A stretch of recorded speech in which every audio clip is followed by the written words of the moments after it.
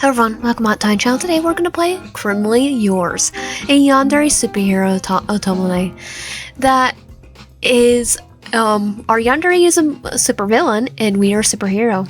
Let's begin. What is your name? Wyan. Choose your pronouns. She, her. I sit at my desk, tidying up my PowerPoint for work to the point of insanity. I mean, how late is this? Because it's really late. That's the point of insanity. Suddenly my watch lights up, the third eye symbol blinking instantaneous on the screen. The call sign for Oracle. I always think of Barbara Gordon or Futaba Sakura. I hear the Oracle. I studied the details of the distress signal, getting myself up to date on the situation. It's a bomb threat on the bridge, the North Overpass. Just like I seen in my vision this morning, I knew it was coming. It was just a matter of time which means. So yeah, we have the power of like foresight. He's going to be there. He's going to be there. With his smug grin, come hither eyes, mocking bows, as if all the world's a stage. We're just playthings for him. I can't help but spit out his name, Kronos. He had proven to be a thorn in my side, but this will be the last time. I'll make sure of it. I notified the dispatcher that their distress call has been received. I tapped the screen again, the text disappearing. Wasting not a second more, I rush across my bedroom to my closet. At the bottom sits a suitcase. I input my code, and the case pops open with a hiss. There lies my super suit. The same suit my mother wore in her crime-fighting days. Even after 20 years, it's in prime condition. In no time, I'm suited up, the costume fitting me like a second skin. I feel a rush of power surge through me, and I'm out of my bedroom window in an instant. Scaling the rooftops, I make my way to the outskirts of the city, towards the overpass. The cold night air hits my face as I prepare myself for the worst. I hear commotion as I approach, and within 5 minutes, I'm standing before a crowd of frightened civilians. Yep, and helicopters. Helicopters circling anxiously. Megaphones sprout contradicting instructions to the crowd, like clear out, stay put, hurry. I mean, clear out and hurry might be not contradicting, but stay put, definitely. It's a symphony of chaos. It's no wonder no real progress has been made. The police aggressively try to corral the herd of civilians off the bridge.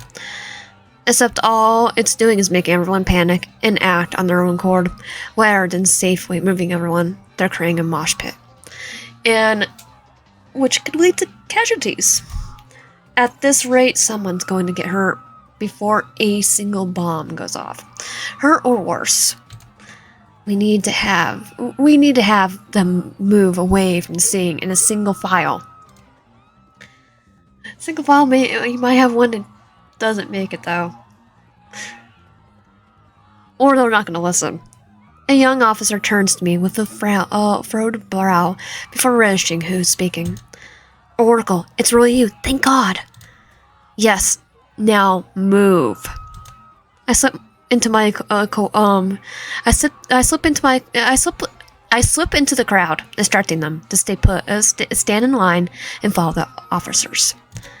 It's gonna be okay. Just listen to me. Some of the group regards me in disdain before realizing who I am. I hear a mix of gasps and whispers of my hero name, Oracle, amongst the horde. Like magic, the overpass begins to clear out as they heed my words. And there, in a split, the source of the and there, in a split, The source of the chaos. Kronos. He stands there with his hands extended, like he's asking me to dance. I'm gonna strut towards him. Whatever it is he has up his sleeve, I'll be ready for it. Head held high, I steadily approach him. My eyes are drawn to his left hand, knowing something small and black in his grasp. It has to be the remote controller. Crap. I need to be careful now how I approach this. Oracle. Oh, he has a voice changer. He practically purrs, the sound jumbling and electronic. It's always managed to send a shiver down my spine. I come to a stop, leaving at least 6 feet between us. I was worried you wouldn't show. You know, if I was gonna use a voice changer like you, I would do the Ghostface voice. Distract him. Start talking him down. I'm gonna distract him. Worried? I'm sure it would be more fun for you if I didn't. On the contrary, I wasn't going to start the show until you arrived. You know me. I don't like to keep anyone waiting. A smirk stretches across my face. Especially my fans. His eyebrow quirks. You seem on edge. It's this, isn't it? He holds out his left hand, showcasing the remote in his gloved palm. My expression must give me away as he laughs in delight. Oh, it is. Then in a flash he does something I would never have expected if I had it, seeing it in my vision this morning. He drops it. My feet move before I have time to process the situation. I catch the remote just as it's about to hit the ground. Thankfully my vision, instinct, and speed were good enough this time. He laughs surprised, then he applauds. Now that's impressive. Bravo. That's enough. You lost your bargaining chip. He shrugs. My heart sinks sinks at his nonchalance. Is it fake? A distraction? Or is this some sort of... One thing I love about a bomb threat is that you don't need to even bring your own bombs. Wait, you didn't even bring it? This is a fake... Just the threat alone is enough. And it could also lead you to prison, sir. Do you like to waste people's time then? Scare them half to death for nothing? Not for nothing. For you. Oh yeah, because you're Yandere. Good to know. For me? I'd like to show you a good time. Why not meet me without the theatrics? Just ask me on a date like a normal person. And why would I ever want to do that? To save police resources, if nothing else. Okay, but you could ask me out like a normal person. But if you want to continue with these rendezvous, be my guest. I do love seeing you in that suit. Or normal Yandere. Like in a park when I'm all alone. Surprise. His gaze bores into me, making it all too normal. Making it all too clear why. I suddenly overaware of my body, like the way the suit clings to every part of it. I bet it look even better on my floor, though. Seriously? Challenge him. Shut up. Shut him up. Let's challenge him. I'm not a fan of grand gestures. I prefer something more intimate. Policemen, grandma's crowds, what kind of day is that? This whole thing is a major turnoff.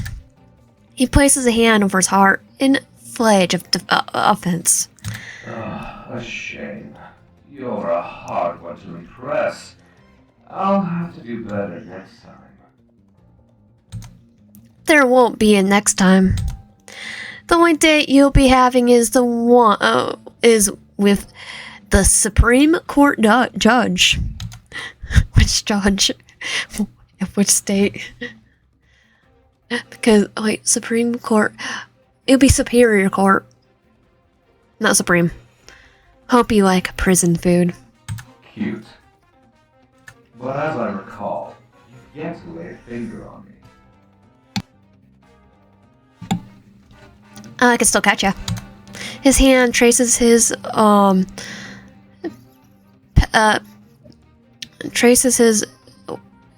pest control, in what I assume to be a seductive manner. Okay, yep. Never take his eyes off me. I can make it real easy for you. Okay, then we just handcuff you. Be easy for me too. Definitely. Drop dead. Poof. I aim a kick towards his face. Unfortunately, he dodges. Even if you fail to defeat me, you did good work today. You made those pigs look like the brainless animals they really are. What would the people do without you?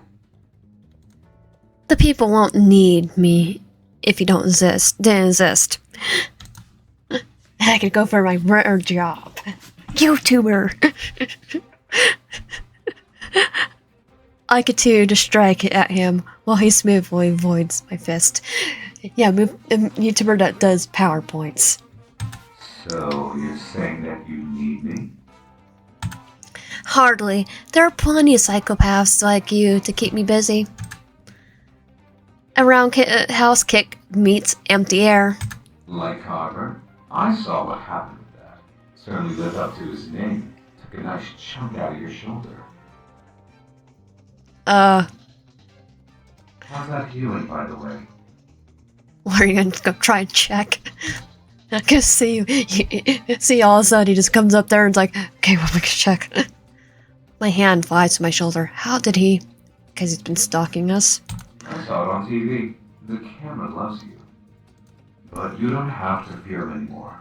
I made sure to return the favor. Tenfold. So, our supervillain Yandere, pretty sure just killed another supervillain. What do you mean? Did you hurt him? And if I did, he's a criminal. A plague on society. So are you. I even took pictures. Would you like to see? I also have a video if I remember correctly. Okay. He's got video proof of what he did. Quit talking. I dash for him as he reaches into his suit pocket, whatever it is, for his phone or weapon. I'll never find out. I mean, to be fair,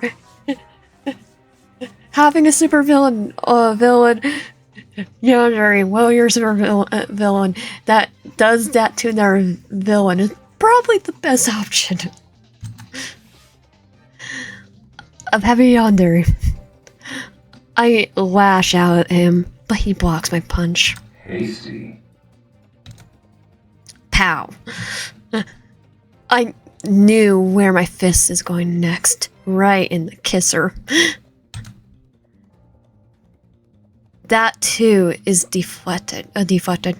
You're too easy to read. I drop to my hands and kick up, tumbling forward. You're so quick and flexible. He's just doing double entendres. The sentence is punctured by his kicking it. The sentence is punctured by him licking his lips. How do we know he's licking his lips though? I do another kick and it managed to connect with his side. Strong too. Yet he doesn't seem injured at all. No wincing, loss of balance, or slurred with speech.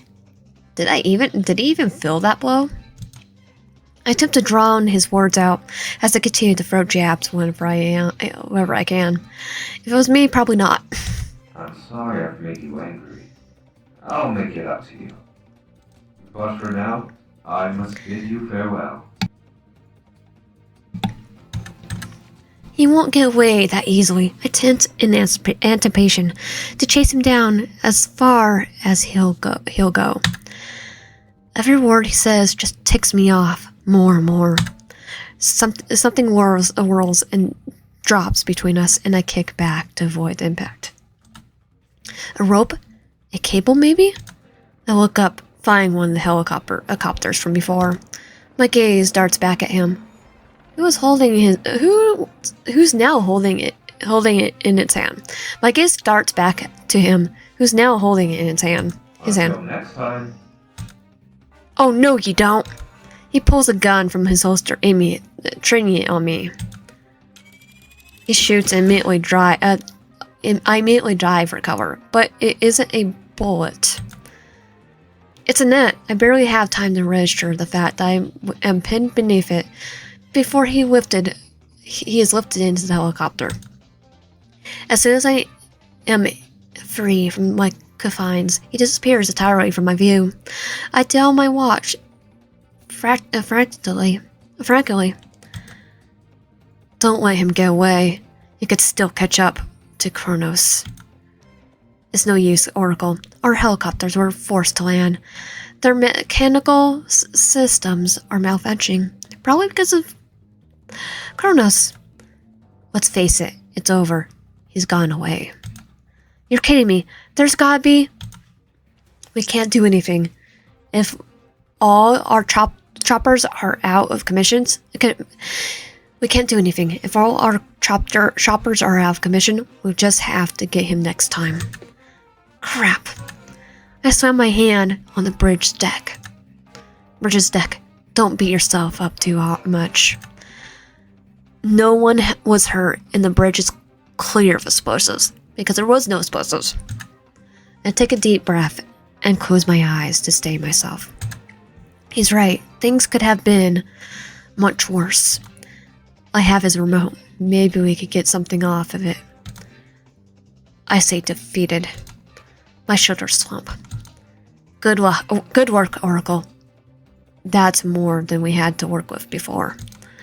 I leave the north overpass by traversing the water, desperate to avoid the reporters and the fans. I am able to return to my apartment without much trouble. Well, it took longer coming back than going. I still have enough time to shower and get a good night's sleep. Then it hits me. The project for work. I think I could get a couple more things done before bed. I'd hate for him to end up doing it. I guess so there's two sides. I'm gonna say that him is Kronos.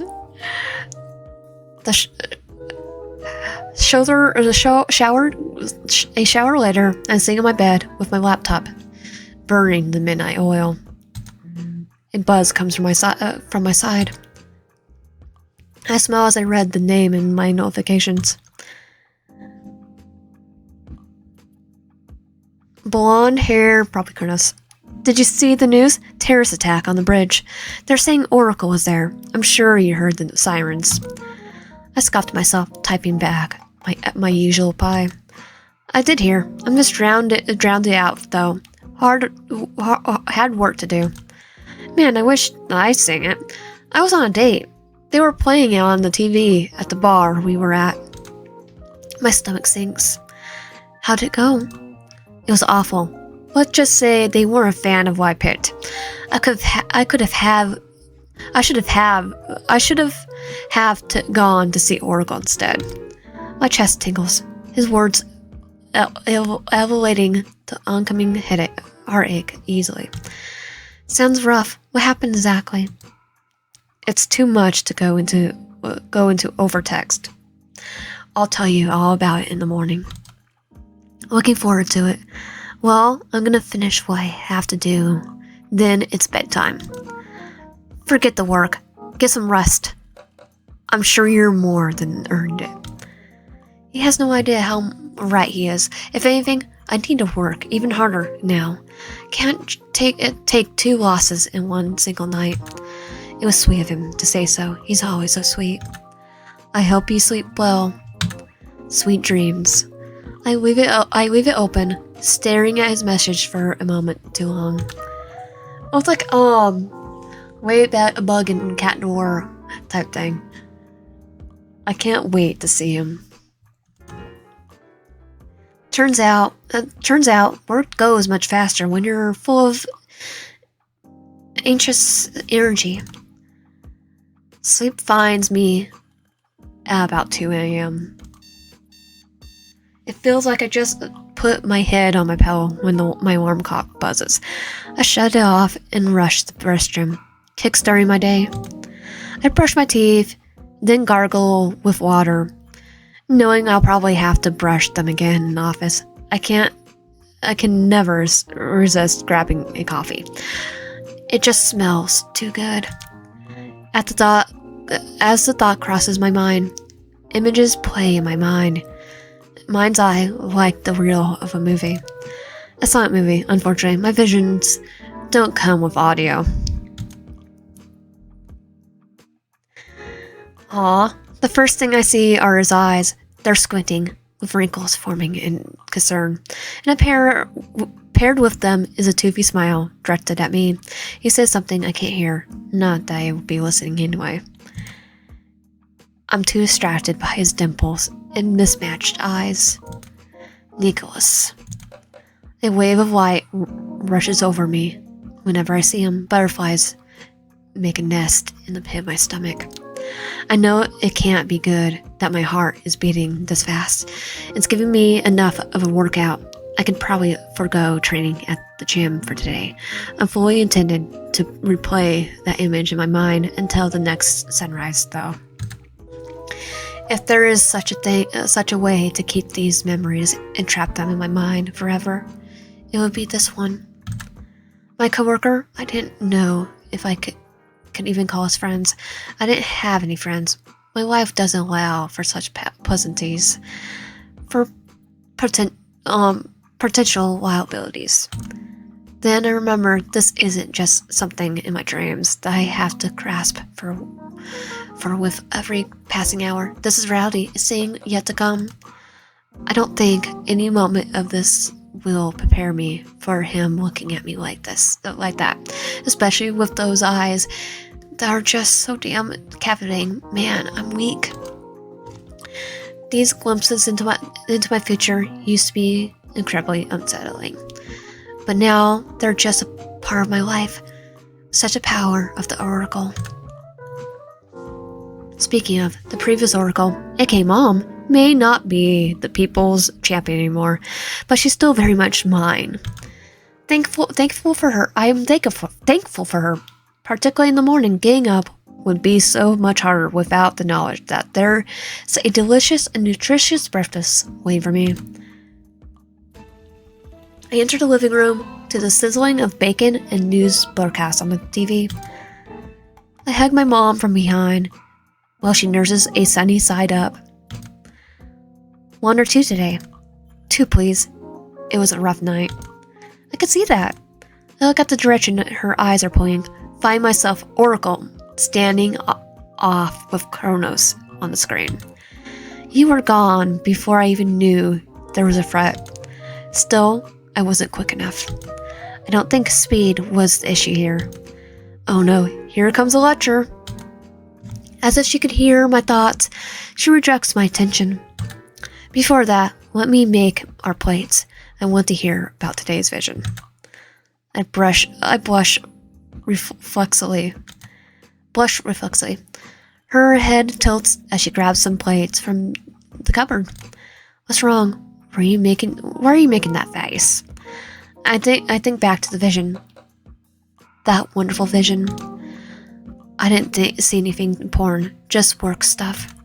She doesn't seem entirely buy my excuse, but decides to let it go in favor of setting the table. I have plenty of visions that are useless, like carrying grocery bags home or taking a shower. Not every day is created equal. While some days contain bomb threats, others are a typical 9 to 5. I take a seat and dig in before she can so much as take a seat. It takes her a moment to join me, groaning as she lowers herself to the chair. Need help? I'm already up out of my seat before she can answer. No. She holds up her hand, reassuring me with her eyes. I return to my plate hesitantly. It's been 10 years since she was forced to retire. The energy she sustained would have killed any lesser woman. It's been a long road to recovery. Years of hospital visits and physical therapy. She's approved, but it's still a constant worry. So like all night. It's the reason I had her move in with me to begin with. Of course, she could do it on her own, but it's better this way. I could keep her safe here with me. I got to stay where you are. It's just my leg. It likes to lock up from time to time. My bones aren't what they used to be. I promise I won't crumble to dust. I hate seeing her like this. She used to be a super mom, literally. Now she's just slow and withered. Hey, doesn't mean anything. She pops into her seat a little awkwardly, wobbling. Old lady. I wouldn't do that with my mom. I do what I can to lighten the mood. She chuckles, mouthing the words smart ass. Yeah, for me, I wouldn't do that. My mom has always had health issues before I was born. If my bones weren't eating themselves, I could outrun you. I'll embarrass you. She wasn't lying. In her prime, she was twice the hero I'll ever be. But that won't stop me from trying to get there. Half an oracle is better than none at all. Now, like I said, speed wasn't your issue this time. She sits her elbow on the table, looking me in the eyes. You got to stop clipping with Kronos. You're just giving him what he wants. She's not wrong, but I really wish he saved this conversation for later, when defeat didn't sting so much. The wound is still fresh. While you two were chatting away, he was able to work out a escape route. My heart drops. It hasn't even occurred to me. I thought it was just poor luck. My mom notices and the realization sink in. Wyan, baby, listen, you're a couple. Too wonderful to be making such stupid errors.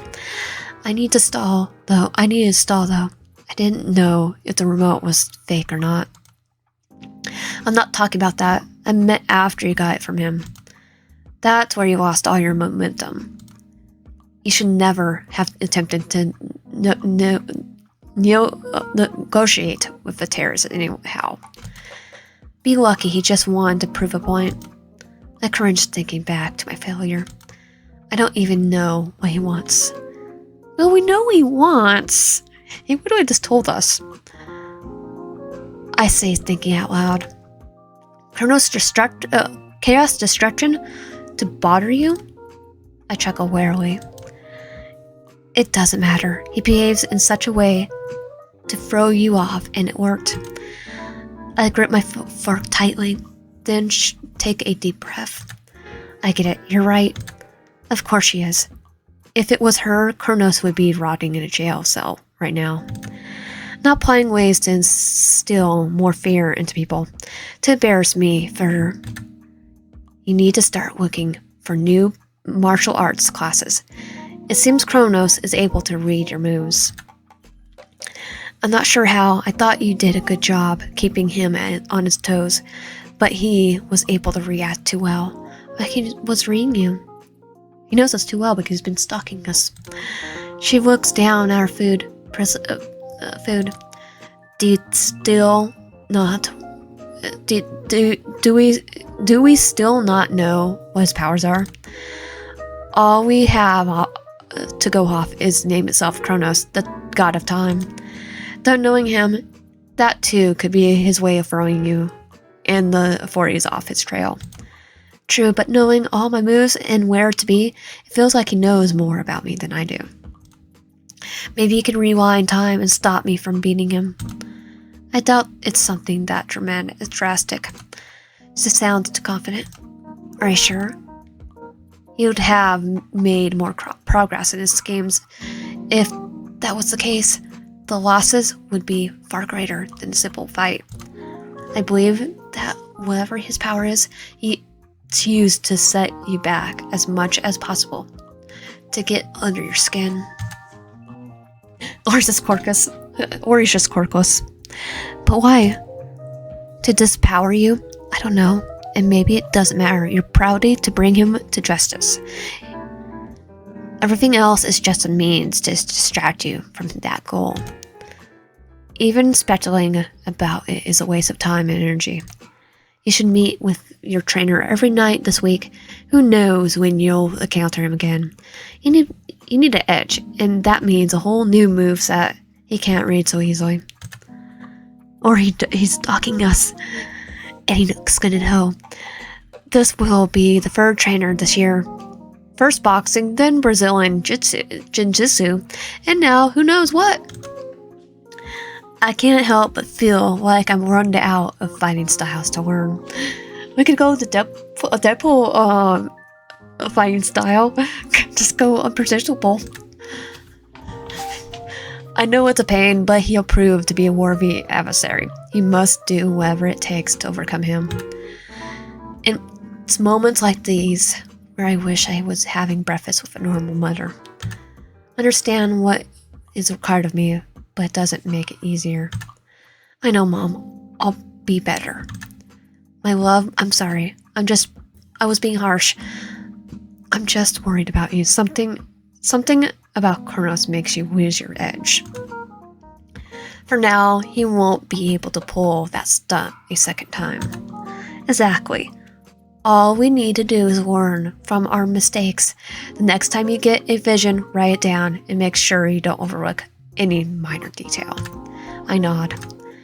The vision was nothing, thankfully.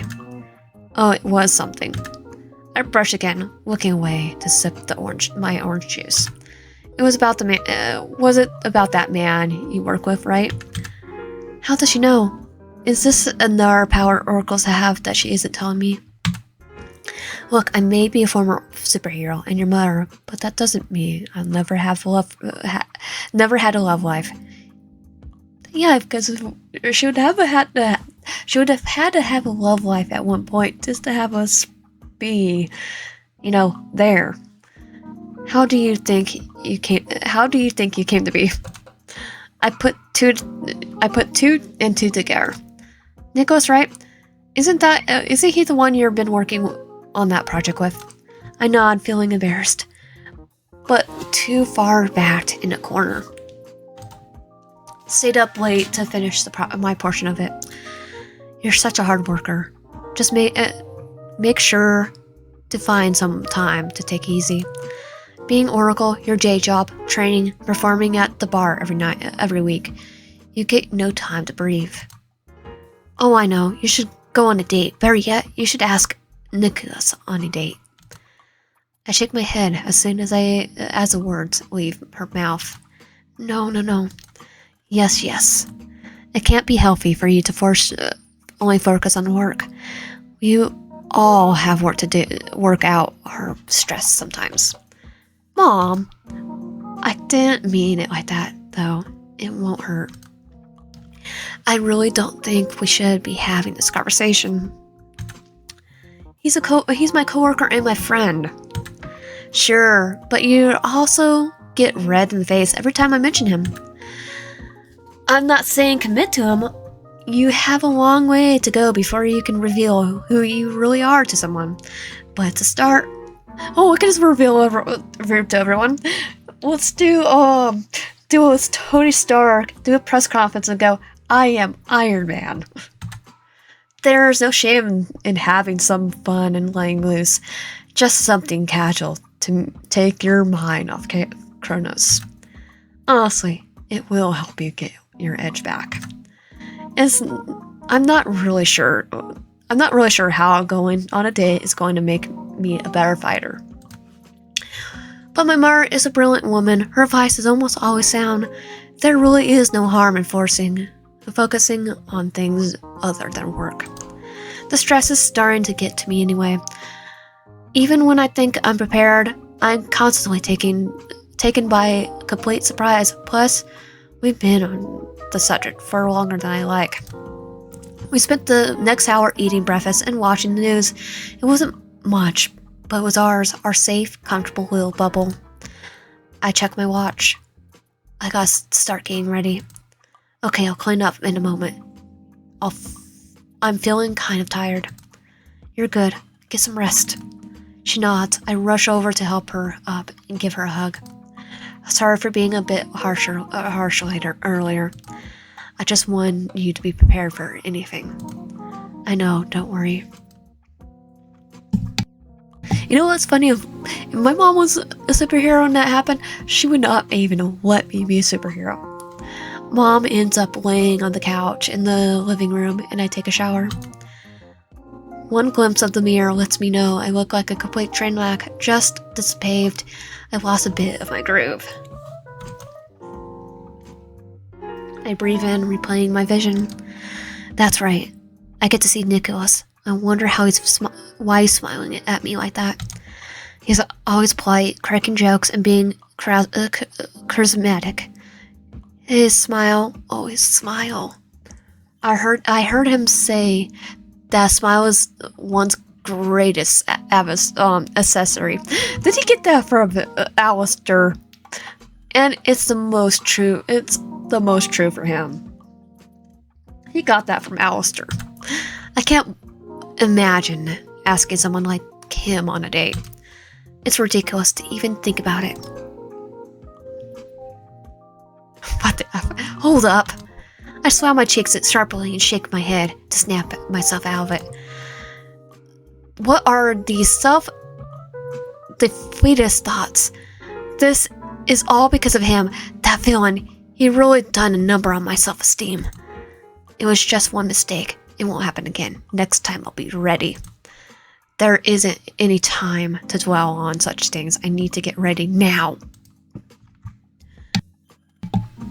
Luckily, having slightly a chance speed does wonders when it comes to getting to the station all the time. Of course, if pressed, I can run the entire way to work, but it would be a lot harder to hide my secret identity.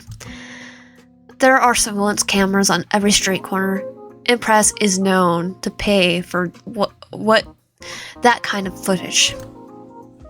It's gone easier to be caught out of the costume with all the advancements in technology. My mom certainly didn't have to deal with this level of surveillance back in her day. So, it's vital that I play the role of average civilian. I can't risk being exposed. I mean, we could do what Barry Allen does and be chronically late. It's hard to move in my work attire anyway. Like, do I have on high heels? Because yeah, I wouldn't want to run on high heels. Ow. Converse, yeah, people run. I arrive at the station with time to spare and look around for Nicholas, who is usually here before me. If there is one thing Nicholas can't stand, it's someone who runs late to anything. I stand idling, waiting anxiously for him. Maybe he just isn't coming today.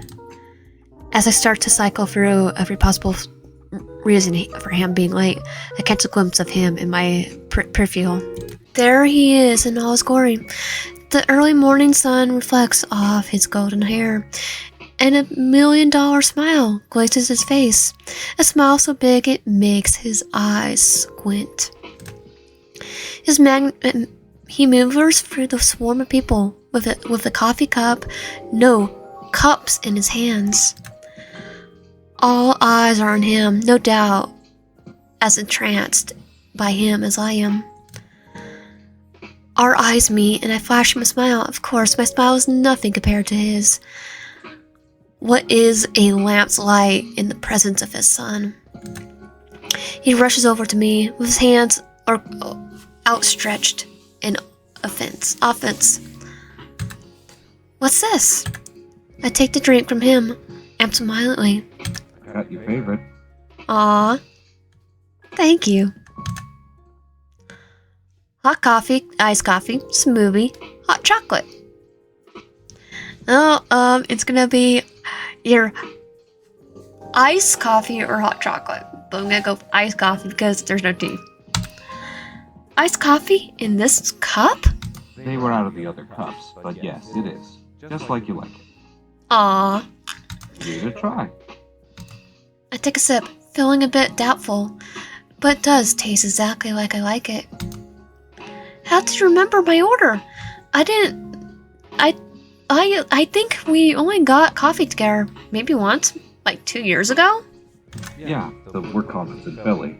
I don't know. Just good memory, I guess. Very good. Like your Yandere. There's a good memory, and there's a good memory, and then there's this. Someone sounds ungrateful. No. I'm sorry, Look, Nicholas laughs it off. I'm teasing. I'm glad I got it right. And that you like it. I hope. I like it. Put Kerner, I'm good. Think of it as a thank you for all your hard work. It's nothing really. I wasn't doing anything else anyway. You?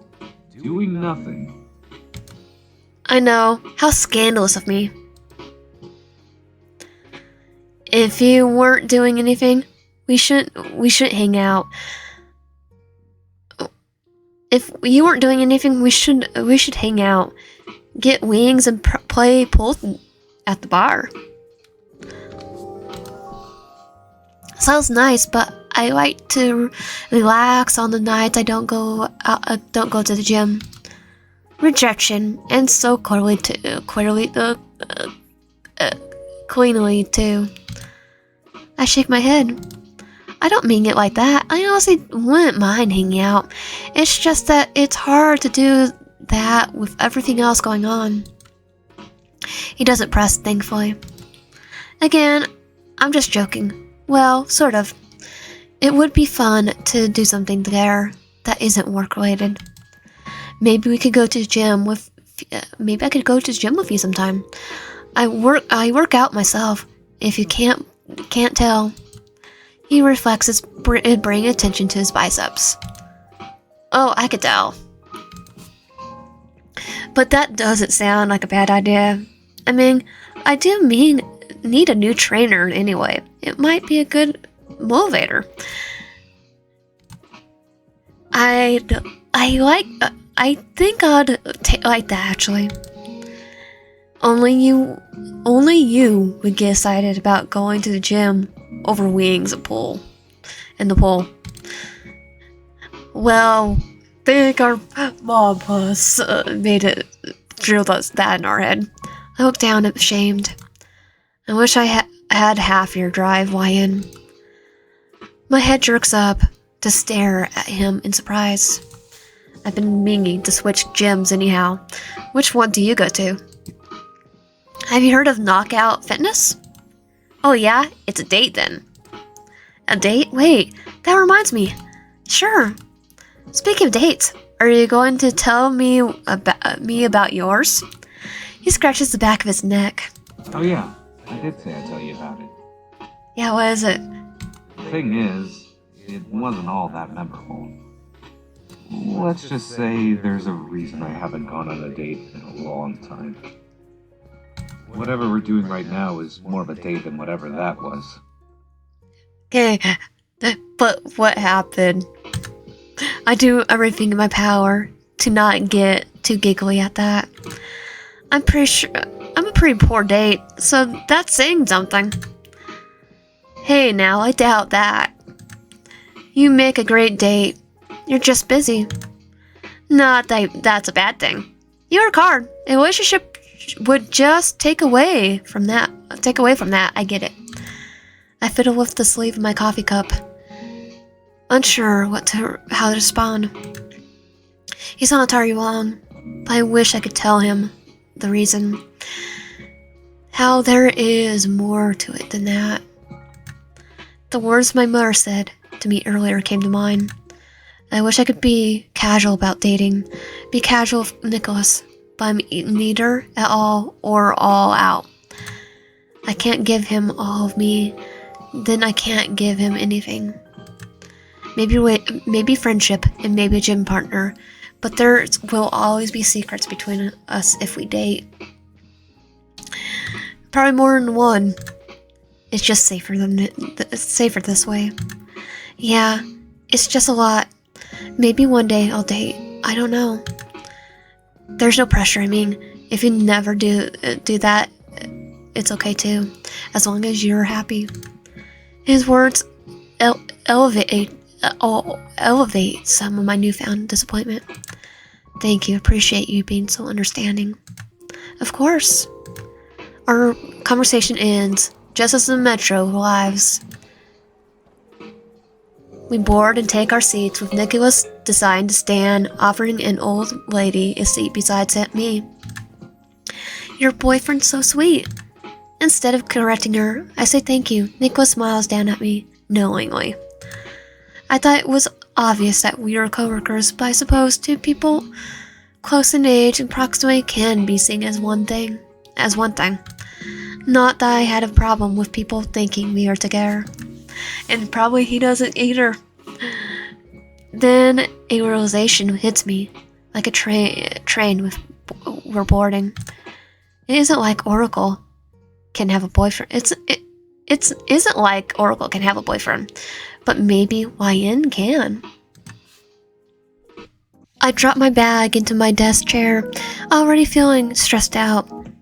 We only have this week to finish up the project before we have to present it to the boss man himself.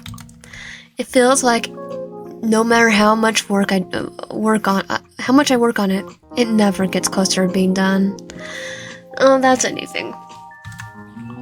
I finish the last of my drink and consider what I should do with it. I almost want to keep it as a souvenir. I almost want to keep it as a souvenir of Nicholas' kindness, but that would be weird, and it would make me the Yandere. I shake my head definitely and toss it into the trash. Why am I getting so sappy over a coffee cup? I drive into my work before I could get lost in my thoughts. Thoughts of self-doubt, thoughts of Nicholas in my vision, thoughts of potentially being single forever because I'm a superhero. As I open the browser, I notice a news article just beneath the search bar. Oracle stops Kronos from bombing city bridge. I click on it and give it a once-over. The article is charitable, declaring that I did it the general public a great service. It does little to smooth my feelings about the matter, though my mother may have been harsh, but she was right. I could have done more. I have to do more. At this rate, I don't know if I'll ever be able to defeat Kronos. He's more trouble than I have ever anticipated. Maybe I underestimated him. Or he knows us. What are you eating? Oh, here's our vision. I jump and look at Nicholas, who's staring down at me. A wave of deja vu hits me as the scene plays out as it did in my vision from earlier this morning. It looks good in every light, but this morning, light really did it for him. YN? I snap out of my trance, realizing I've been staring up at him stupidly for the last few minutes. Oh, just reading this article. I didn't know you were interested in this kind of stuff. Oh no, totally not. Just clicked on it. Not especially, just curious. Anything not to work. I laugh awkwardly. Do you know anything about that Kronos guy? Nope, don't even know anything about, Oracle either. Like, just looking like I'm like looking back and forth. More like, more than I'd like. No, just seems like another lunatic. They're getting to be more common these days. You think so? Well, yeah. Only a maniac would threat up to bomb the entire bridge for no reason. I'm sure there was a reason. Yeah, you want to tell me the reason why? Pretty sure you're Kronos, so can you tell me the reason why?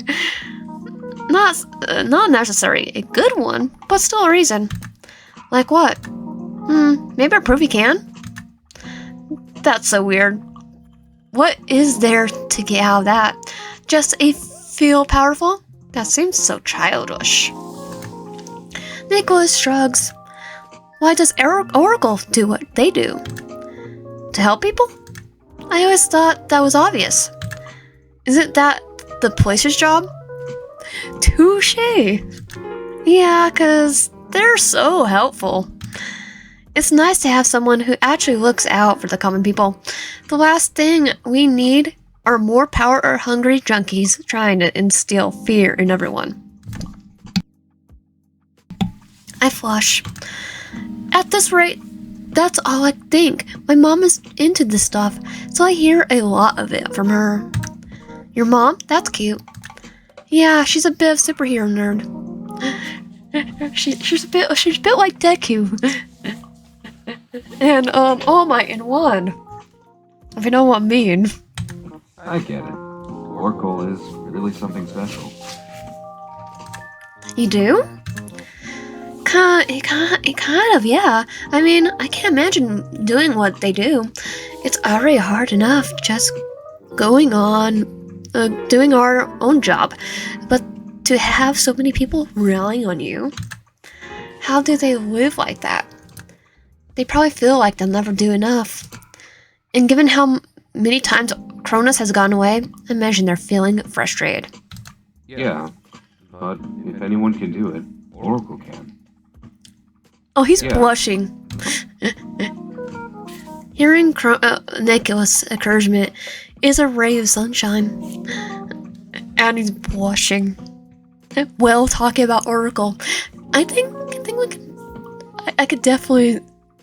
Okay, I know he's Kronos, but you can definitely tell he's Kronos. He's just blushing when he's talking about Oracle. But I wonder, does he know that we're Oracle? He believes in me. It embolds me.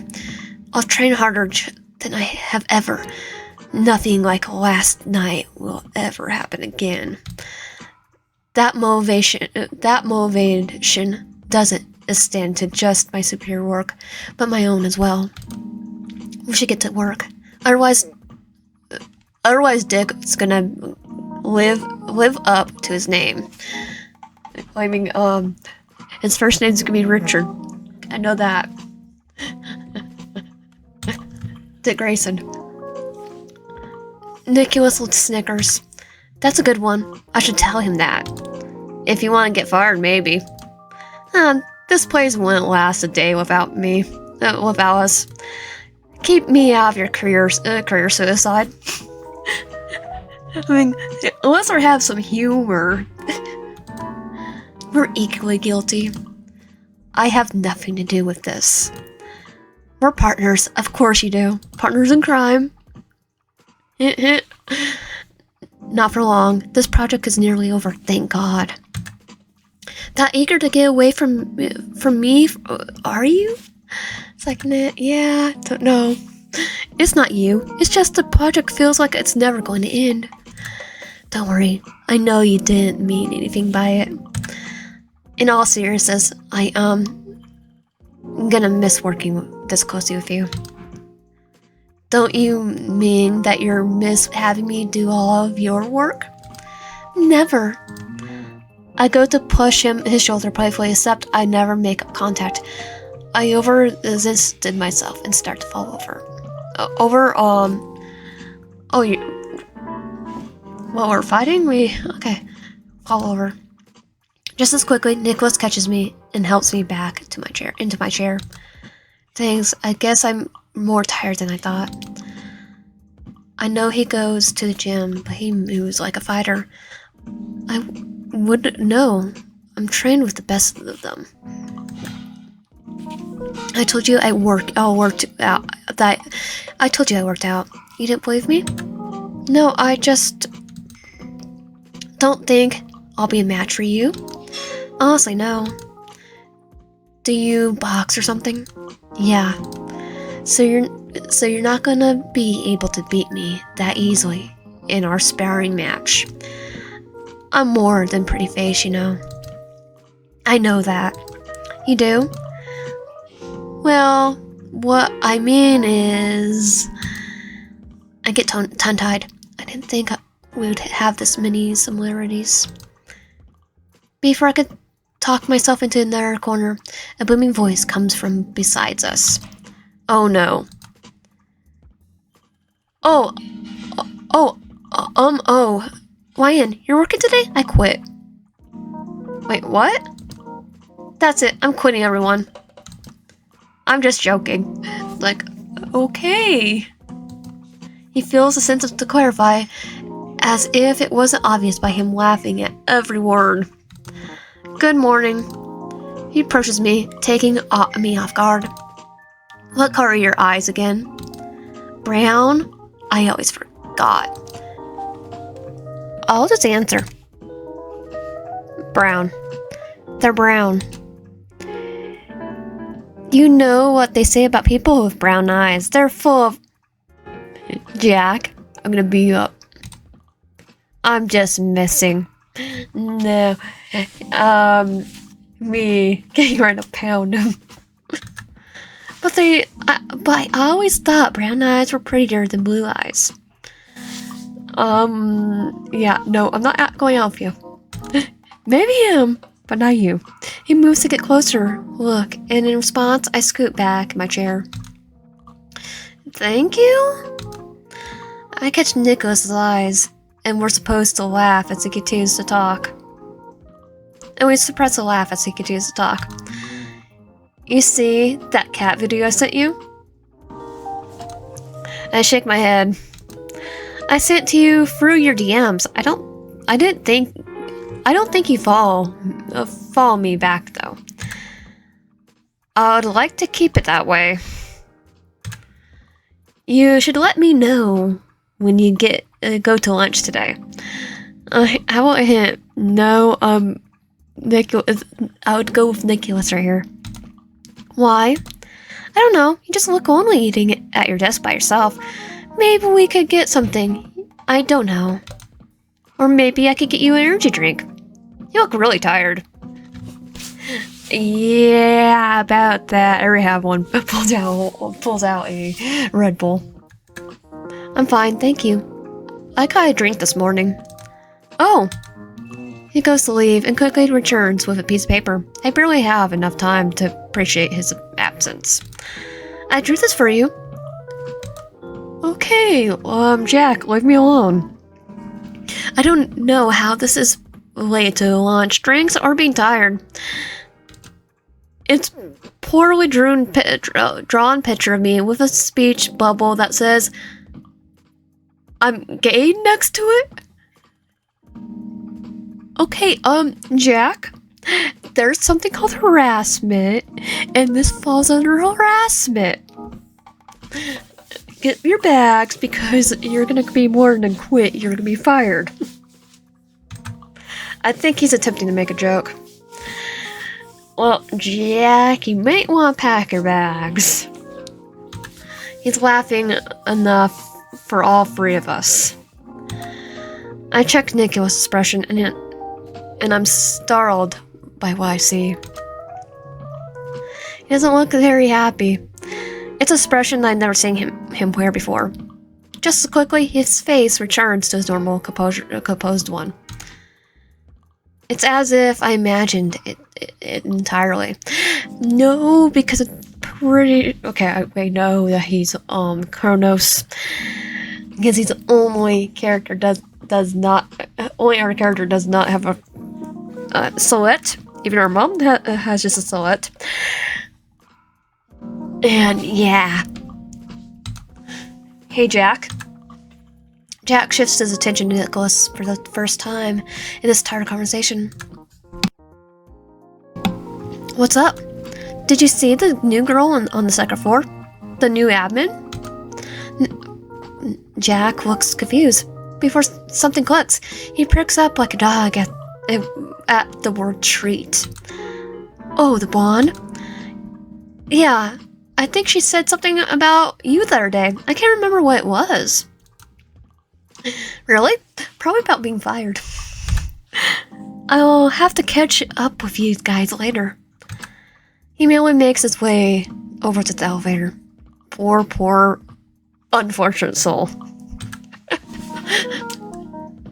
And I'm not talking about Jack. Nicholas breathes a sigh of relief, smiling with his eyes closed. Thank him. Ask if that was true. It's like, I'm gonna thank you. We know it wasn't true. Thank you for that. For what?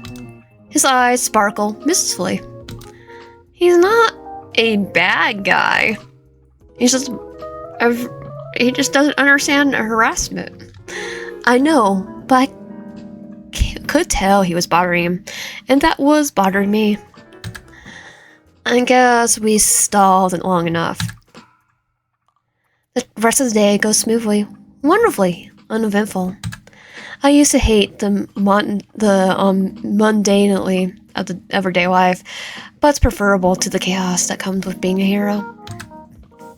There's no telling when that piece will be destroyed, but I subtly hope Kronos will hold off until our project is finished, at the very least.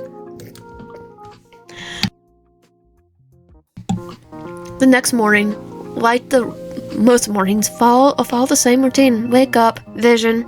My boss, Richard, telling me something. Breakfast, lecture from mom. Commute, and work. Hey, could you send me your portion of the work? Yeah, my bad. Oh yeah, my bad. Slacking off again, I see. Don't confuse me with you. He comes up behind me and pricks over my shoulder. I try to keep my composure as I shift through my files and email the project away at once to him. You did more than I thought. We might be able to finish today. Don't jinx it. I didn't say something like the files are going to get corrupted. Hey, I said don't jinx it.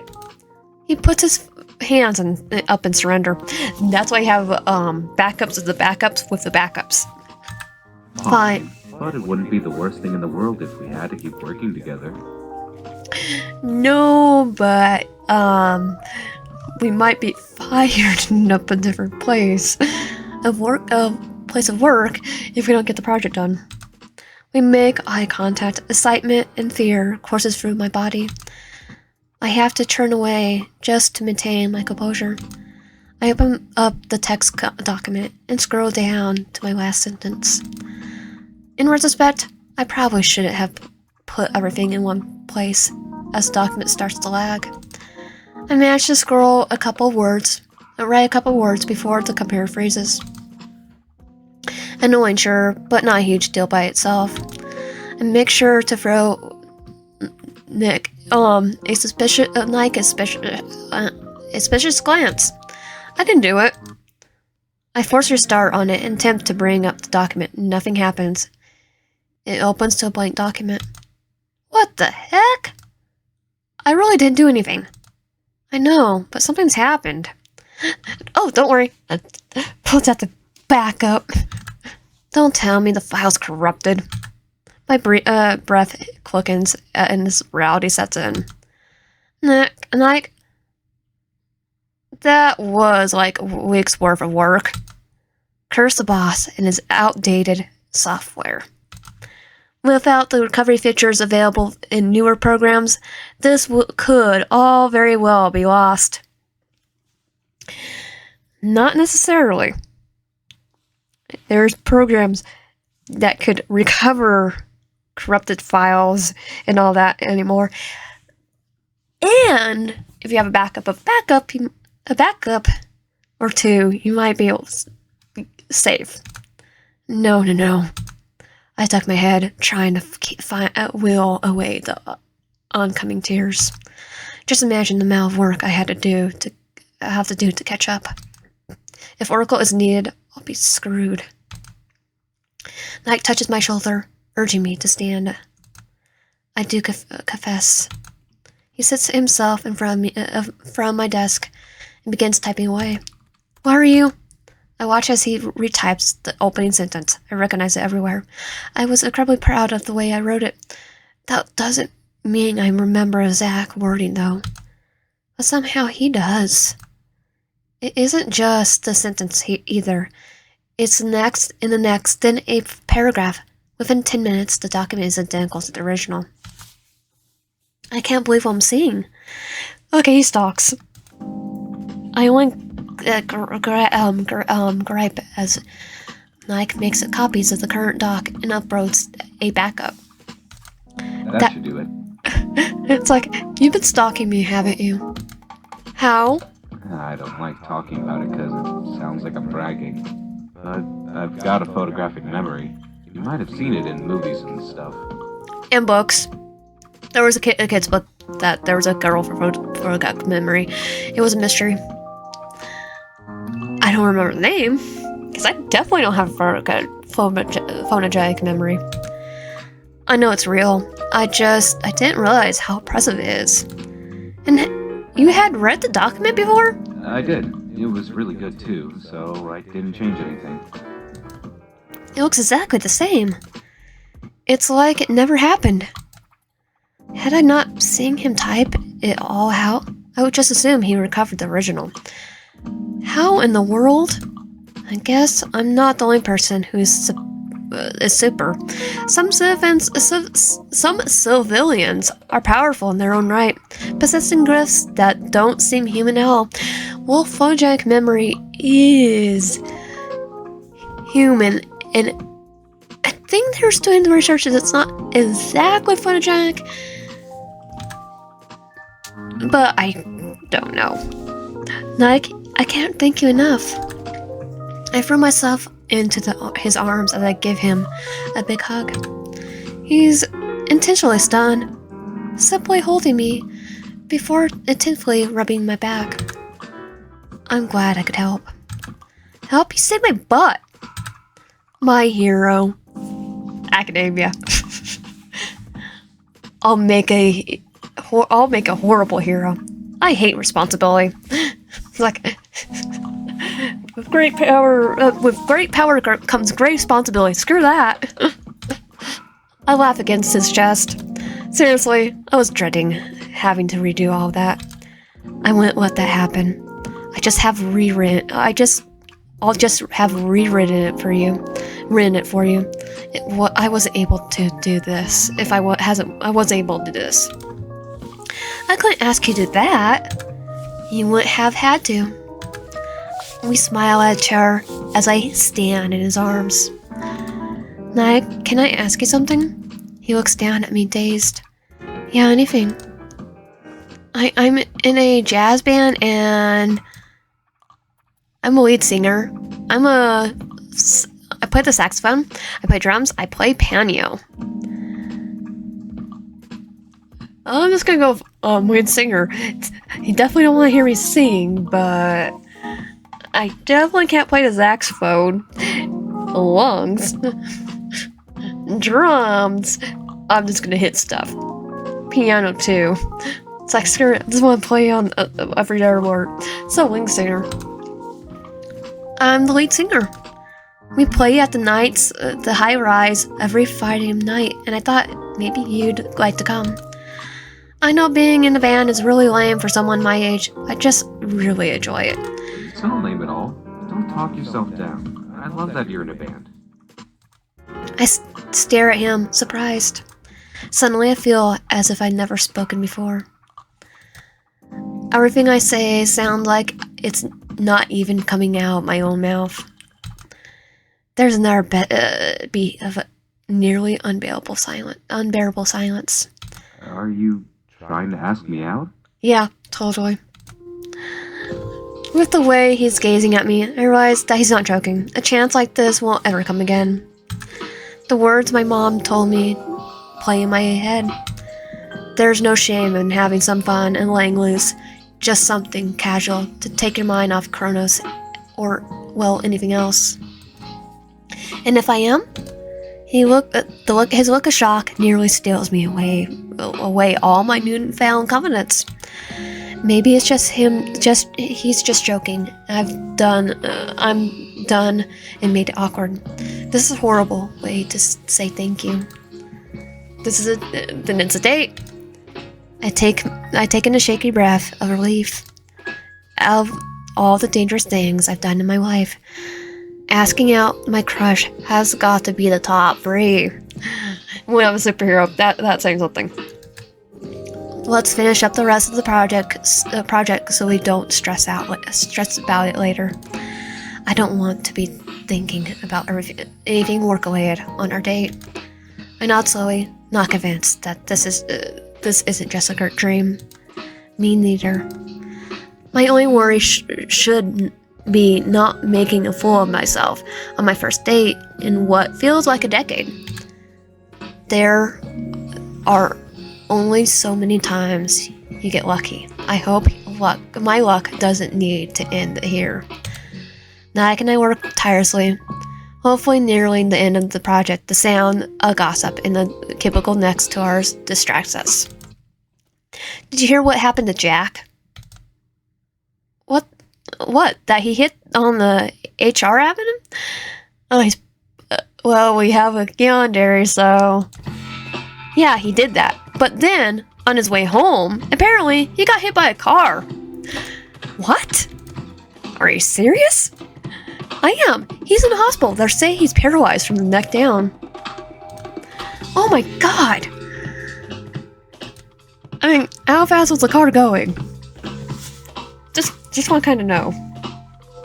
It definitely wasn't me.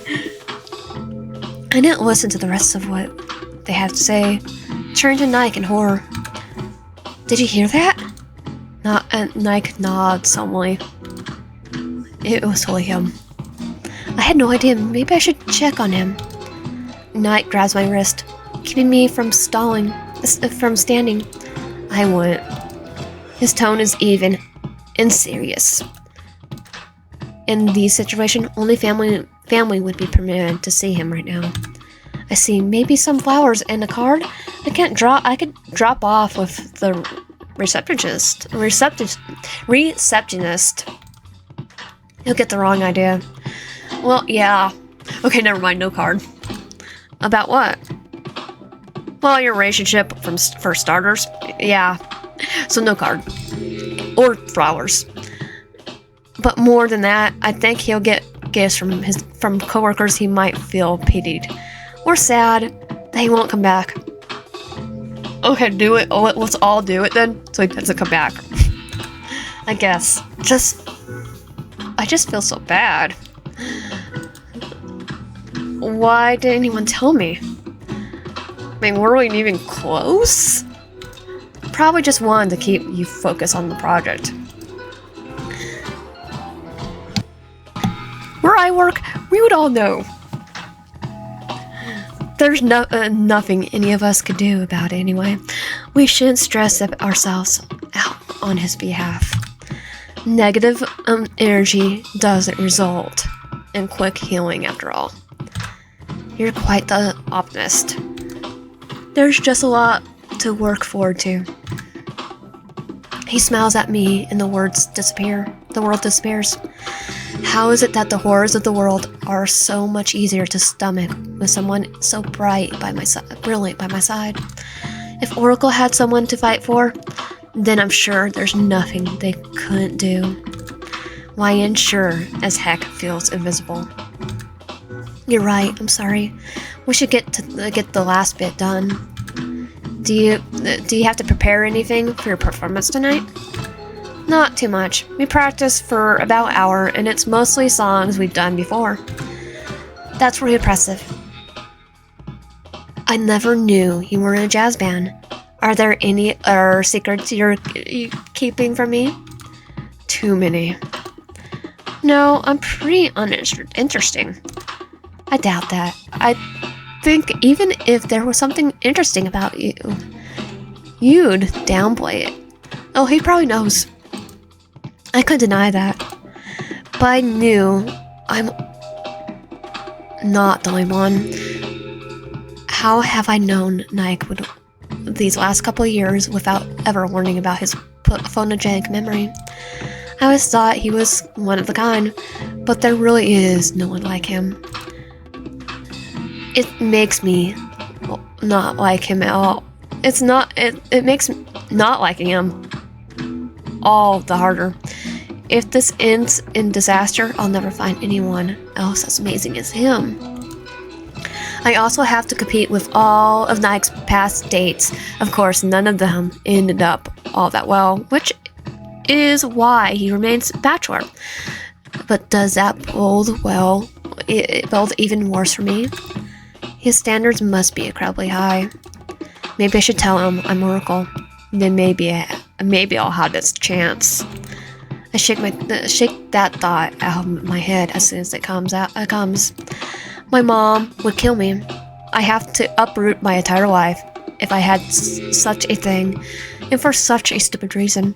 Oh no, we're gonna do Iron Man. Hey, Nicholas, I am Iron Man. I am Oracle. There. And I think that's it. Just like that, we're done. I can't believe it. Next time, we'll have to present. That's the hard part. For you, maybe. I'm honestly not nervous about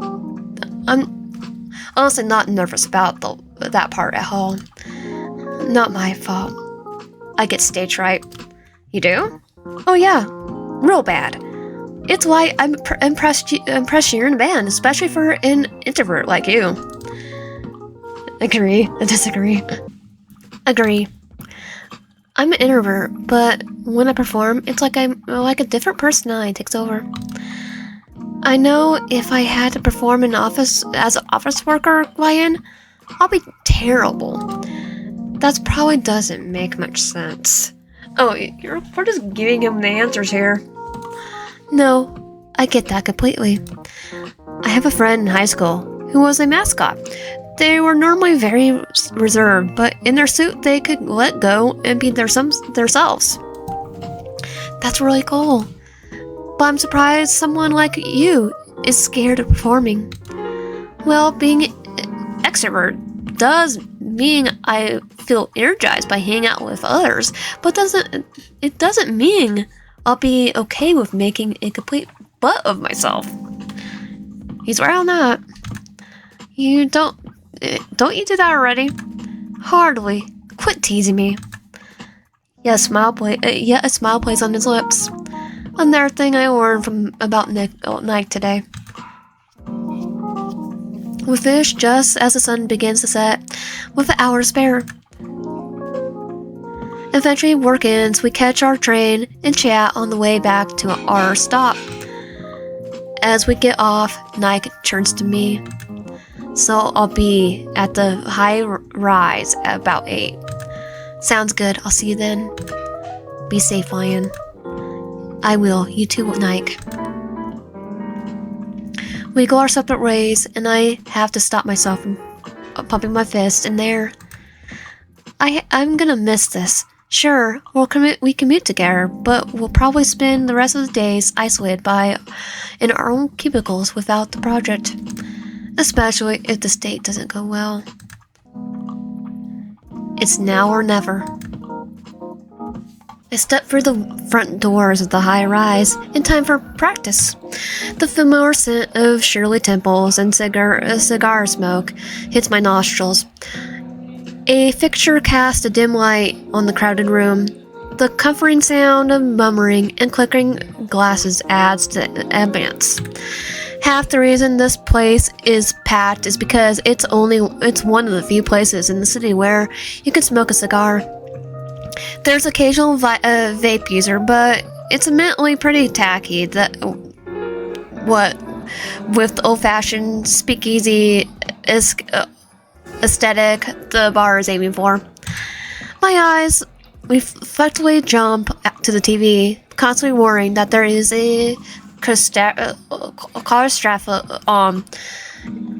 a problem happened somewhere for Oracle to fix. But thankfully, it never happens on nights I go on stage. This time proves to be no different. As silly as it sounds, it's almost like Chaos takes Fridays off.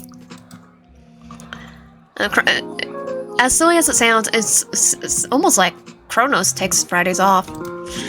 I am thankful for that aspect of him, if nothing else. Even evil needs its rest, it seems. I make my way to the stage, which is tucked at the back of the room. My eyes scan the bar, resting on a familiar face, Nicholas. He sits at the corner table, nursing a drink and watching my every move intently. His windswept locks are neatly combed back, and his sharp jawline is relaxed. The soft golden hue of the light reflects on the glass of his drink, the amber liquid matching the warmth of his gaze.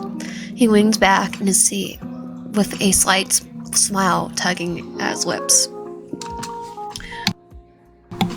My date, my crush of the last year, the thought almost makes me lose my nerve, retreating, but I refuse to be that person I couldn't. I wave shyly, feeling my blush creep down my neck. I nod towards the current, letting him know I'm starting soon, and he blows me a kiss in response. Oh goodness, focus, Wyan. I scramble to my spot on the stage and clear my mind. I wait for my cue as the drummer and pianist finish their parts. As the last notes of the intro fade, I take a deep breath and sing, accompanied by the sax. Its smooth, almost seductive sound that swirls through the space, nestling itself into the ears and hopefully hearts of the audience. You know what this music reminds me of? Persona 5. I close my eyes to properly savor the moment, losing myself into the song. And the whip on the third. Might be the jazz. Each note is filled with emotion that I imagine only jazz can evoke. My body relaxes as I can do, feeling my element for the first time all day. I open my eyes to take in the crowd, but of course my eyes find his. The look in his eyes is different this time, no longer warm and encouraging. Instead, they're fiery. The way he's staring at me makes me feel like I'm done on the stage. I've gone on the stage naked. I discreetly look down at myself just to be sure I'm not. The song is quite sexy in nature, but I never imagined it would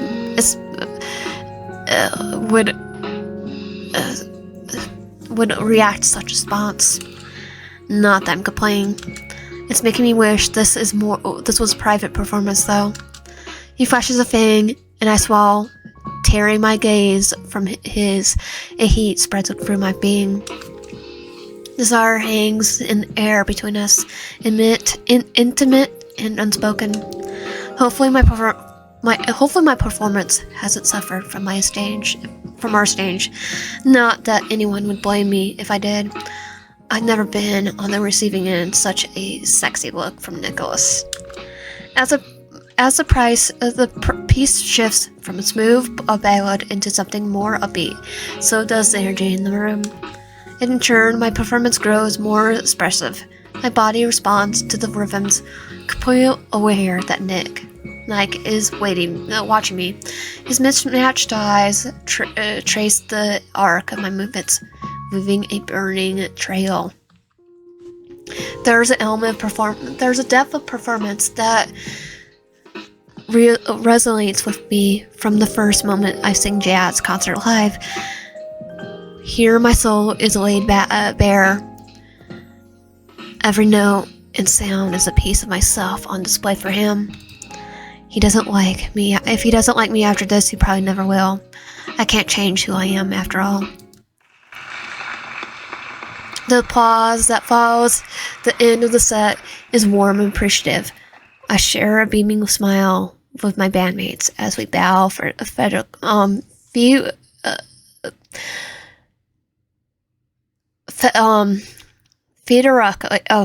feeder, feeder, luckily. It's like just like feed, just bow like we're in a feeder. I pack away my things before making my way to the stage. My bandmates following right behind me.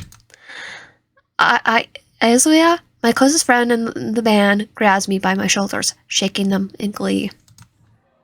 You did amazing out there. Me? You did. Okay, we all did. I saw you brought a date. Yeah, just a guy from work. Not like this date is incredibly porn or anything. Oh, you work with him? I nod. I think he's a regular here. A regular? I know he's been here a few times, even brought a date recently. Maybe this is his normal date spot. I'm not sure how I feel about being one of the many dates he brought here. Oh yeah? I think so. I mean, every time we perform, I've seen him. He watches us all the time. I'm pretty sure he's been a stalker. And he knows. We've been playing here for at least 2 months now. You have? I thought he'll never seen my performance before. Oh, he definitely has. Maybe that's why he agreed to go on a date. Maybe. I should have hold you up. Go have fun. I think he's waiting by the bar. Isla winks at me before turning to speak with the other bandmates. I make my way to the bar, nervous energy building up inside me as I go closer. I spot where Nicholas is waiting, a fresh drink in front of him. He stands as I approach, and for a moment, everything around us faded away. You were incredible. His voice is low and filled with admiration. Admiration.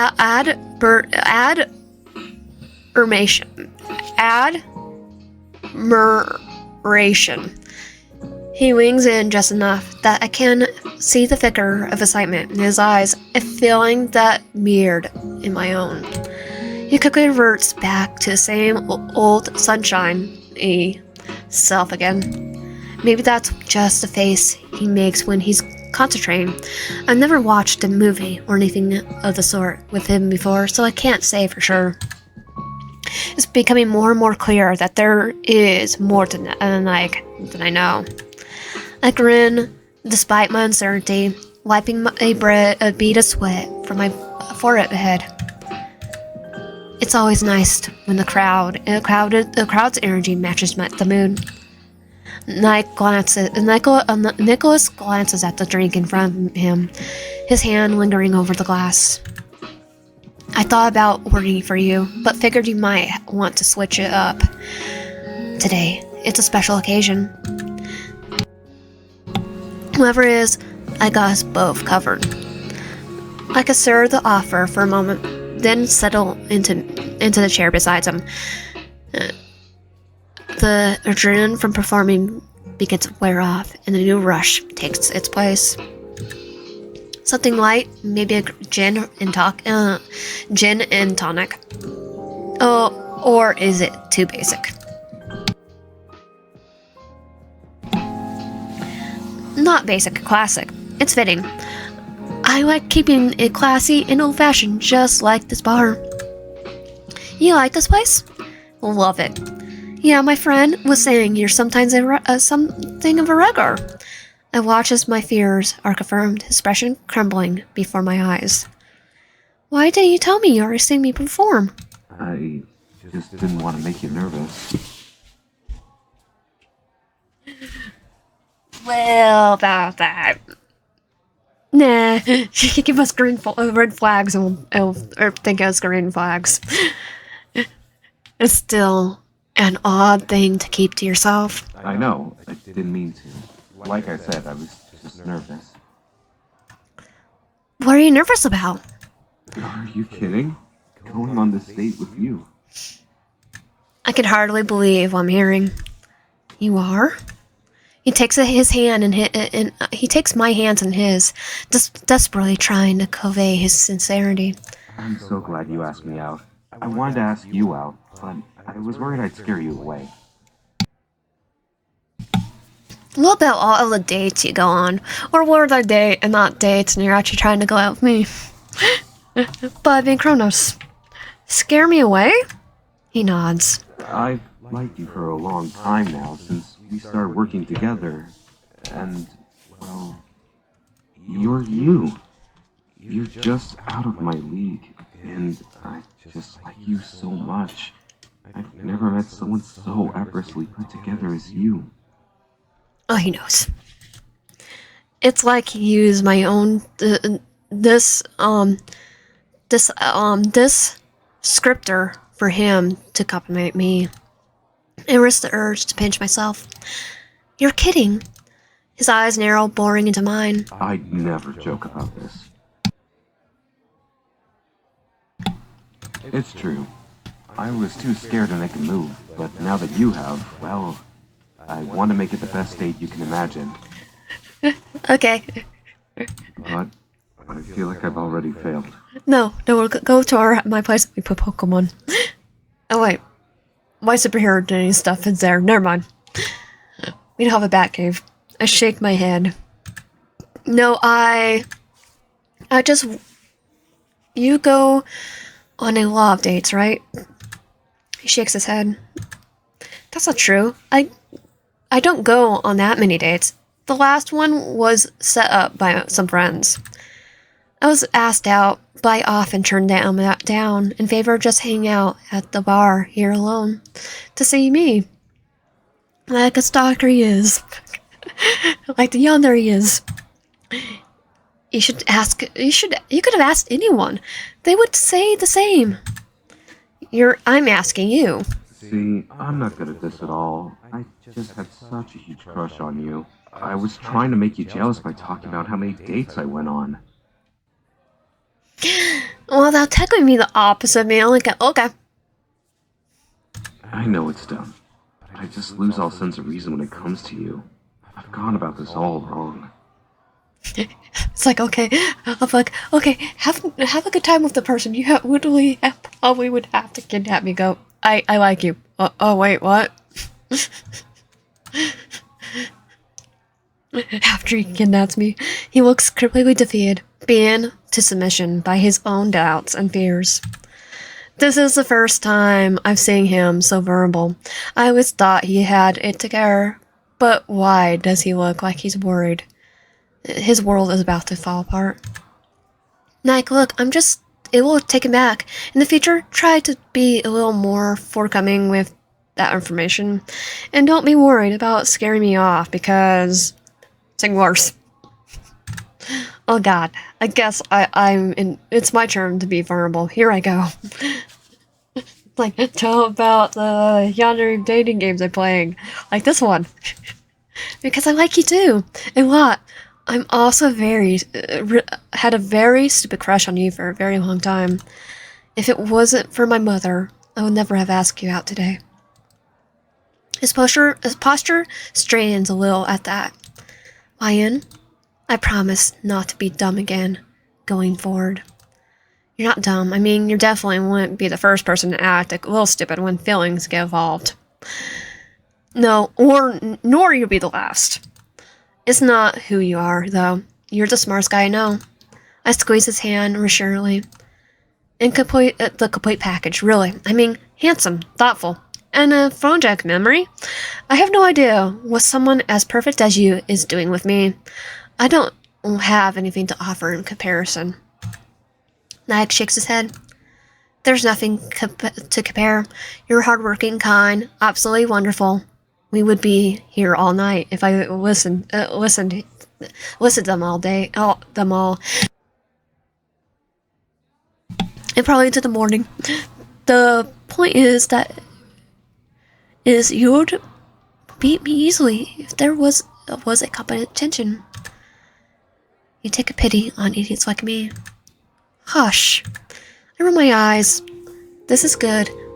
We'll get it out of our systems. Now we can be as cool as we think we are, and just enjoy this night. I grab my drink of gin and tonic. that the bartender sat down before me and rise it. To the evening, Knight grabs his own, staring deep in my eyes. A shockwave runs down my spine. He clinks his glass against mine. To us. We both take a sip, never breaking eye contact. I down in one go, hoping wicked courage will take it over. The bartender is quick to refill it, but I choose not to touch it just yet. So, do you come here often? Nike's head falls as he lets out a wary laugh. I do, mostly alone, mostly to watch you perform, because you're incredible. Not that I ever had the guts to say anything, though it would be weird as your coworker. That's better. It's like no more lying, right? I didn't know you had a crude side. I think there's a lot we don't know about each other. It's like my secret identity. Or secret identities. More to discover then.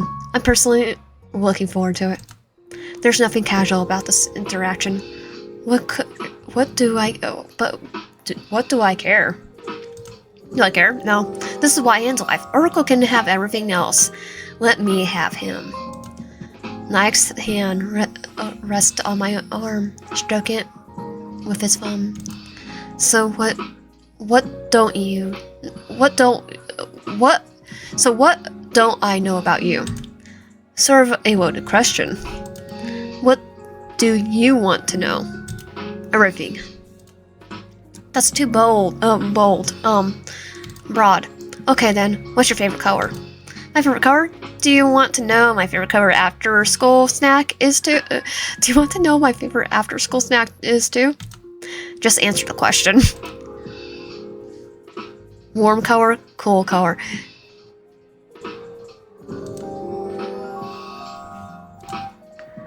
Okay, so it's gonna be cool color. Cool color, purple. It's purple. Creative, powerful, and truly one of kind. And it's actually was used for royal colors at one point because the pigment was hard to find and expensive. I giggle. I don't think there's anything deeper in it. I just like what I like. What's yours? Not so silly of a question now, is it? Just the answer. Blue. Basic. I mean, blue's awesome too. TARDIS blue. It's actually the most people's favorite color, especially men. How do you know all this stuff? Wait, you must remember every ridiculous fact you ever learned. Bingo! Project memory. School must have been a breeze. How did you end up as a project manager? He shrugs. I never wanted to be a doctor, lawyer, or anything else prestigious. I strive for simplicity. I would probably rather be a lawyer of project memory, though. Just saying, doctor. I have amateurs, so no. But you have made so much money. You would have made so much money. Getting the necessary degree would actually be child's play. Depends. You have no interest. You don't care. I have passions. Working is not one of them. Oh, like what? I watch for his response when his hands leave mine, just out to grab something behind me. His face transforms into a blistering rage. I turn around to see a grinning man. His palm opens, and a small bag of powder drops to the floor. Call the police. The bartender is already dialing. What's going on? The man was trying to slip something into your drink. I mean, if that was happening, you're right there. Nike raises his wrist, waving a black and blue ring around it. He dashes out of the bar into the night. Why'd you let him go? He pulls out a wallet.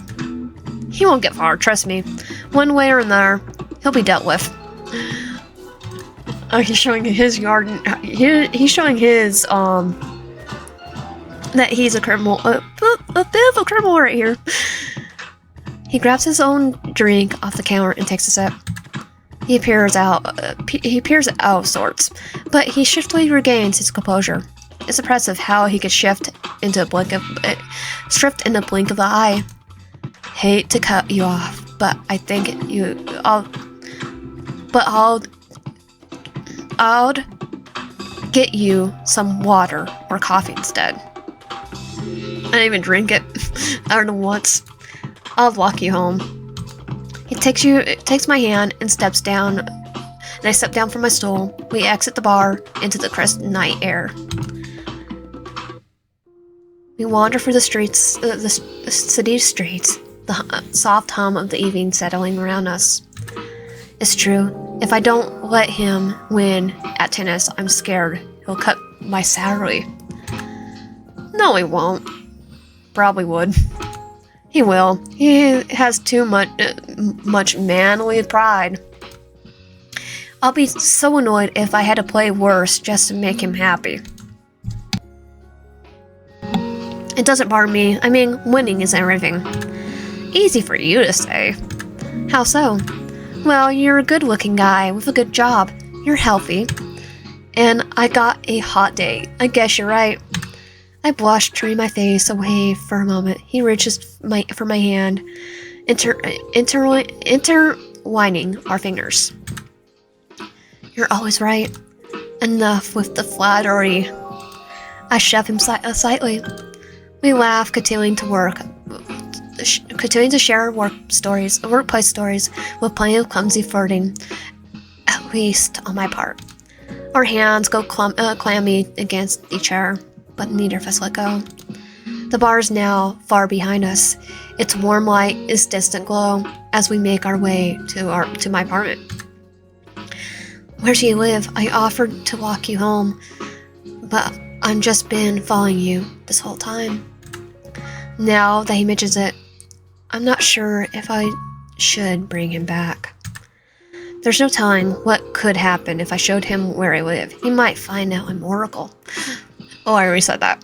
I was already thinking that. But he already knows, probably. Maybe it's better to be safe than sorry. I slow my pace to stop. I think I can handle the rest of the way back. Nike's eyes filled with disappointment. It's a feeling I share. I also don't want this night to end. He smiles desperately, but doesn't quite meet his eyes. He replaces my other hand, bringing it to his lips. My heart falls to my stomach before shooting right back into my throat. His swings our interlocked hands between us in a way that smooths my nerves a bit. I had an amazing time. Thank you for giving me a chance. I hope I didn't screw it up. I shake my head. You said it earlier, winning is everything. You don't have to be perfect, Nike. With me. I like seeing this dorky side of you. Dorky? His voice comes out as a whine and a giggle. It's okay. I think you're cute. I'm a bit of a nerd myself. Pulls out my Yu-Gi-Oh deck. Oh, I know that. I scrunch my nose at him. Shut up. I smile at him, and he returns to the gesture with one of his own. A genuine one this time.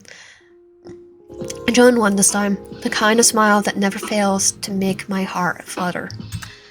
The lingering buzz of the date wraps us in a comfortable silence. I can't help but feel the pull between us, the visible thread that draws him closer to me. With each passing moment, we both know exactly what's coming, but neither of us rush it. We don't need to. I could feel the electricity crackling between us, the undeniable spark. Then, almost instinctively, he takes a step closer, the air between us growing warmer. Our breaths almost in sync. The tension is powerful, the kind of moment when time stretches and nothing else matters. His face inches closer, and I close my eyes, bracing for impact. This is something I never believed possible, but it's finally happening. The phone his lips on mine never comes. I feel my eyes open to see Nicholas staring fixedly down the street. My chest tightens and something in my gut twists. I blink, trying to focus on what has made him pause. He pulls back, his expression shifting into something more guarded, even as he tries to mask his own casual smile. What, we have to sue up now? Sorry. He steps back silently. His voice is a little sharper than I expected. I just remembered I have to go. I raise an eyebrow, a sickening feeling in my throat. Really? Is everything okay? Nicholas nods quickly, trying to be convincing. Yeah, all good. Just a work thing I forgot. Go get it.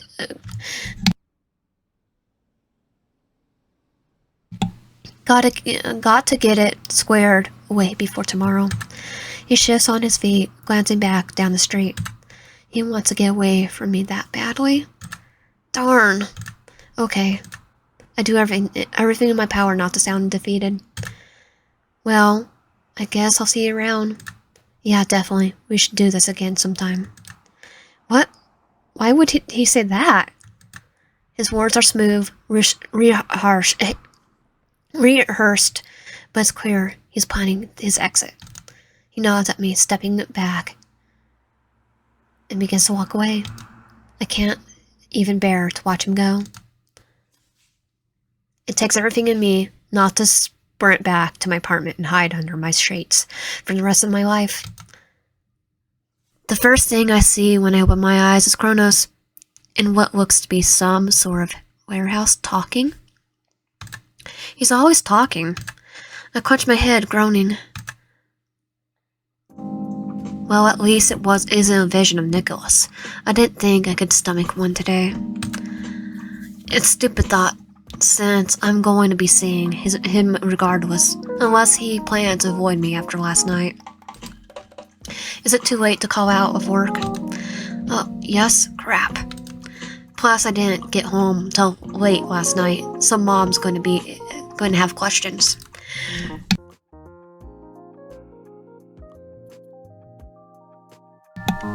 Why didn't I ever ask him on a date? Why did I ever ask him on a date? Everything would be normal if I hadn't. I can't show weakness. Is this easily one of the most embarrassing moments of my life? Without a doubt, I'll be being defeated by Kronos on live television again. Re-experiencing what I had last night. How could he be so into me and then, in an instant, so disgusted? What did I even do? I move through my usual routine, and I can't shake those thoughts, no matter how hard I try.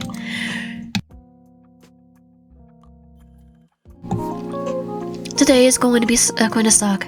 There's no other way about it.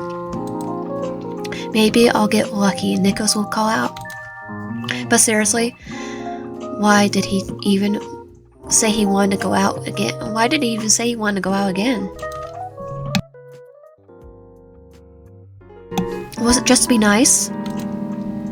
I'm in no mood to ask, so I'm supposed to be okay with never knowing. I drag my feet through the hallway towards the living room. Mom is seated on the table, her eyes fixed on the TV. The food is already set out, but I don't have much of an appetite.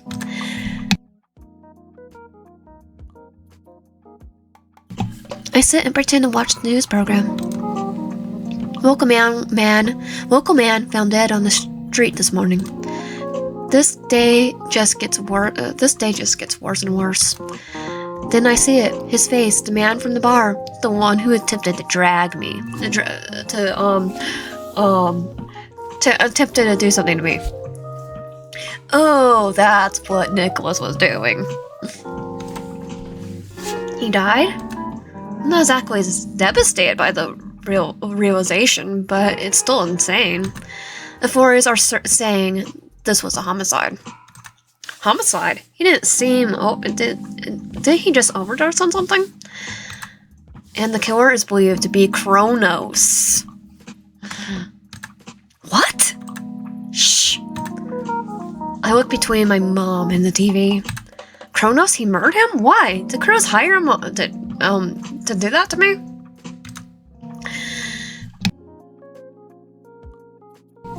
No, I don't think it was that. I don't think it's that. Wait, does that mean he knows my secret identity? Or is it just a coincidence? Well, he might know our secret identity. Might.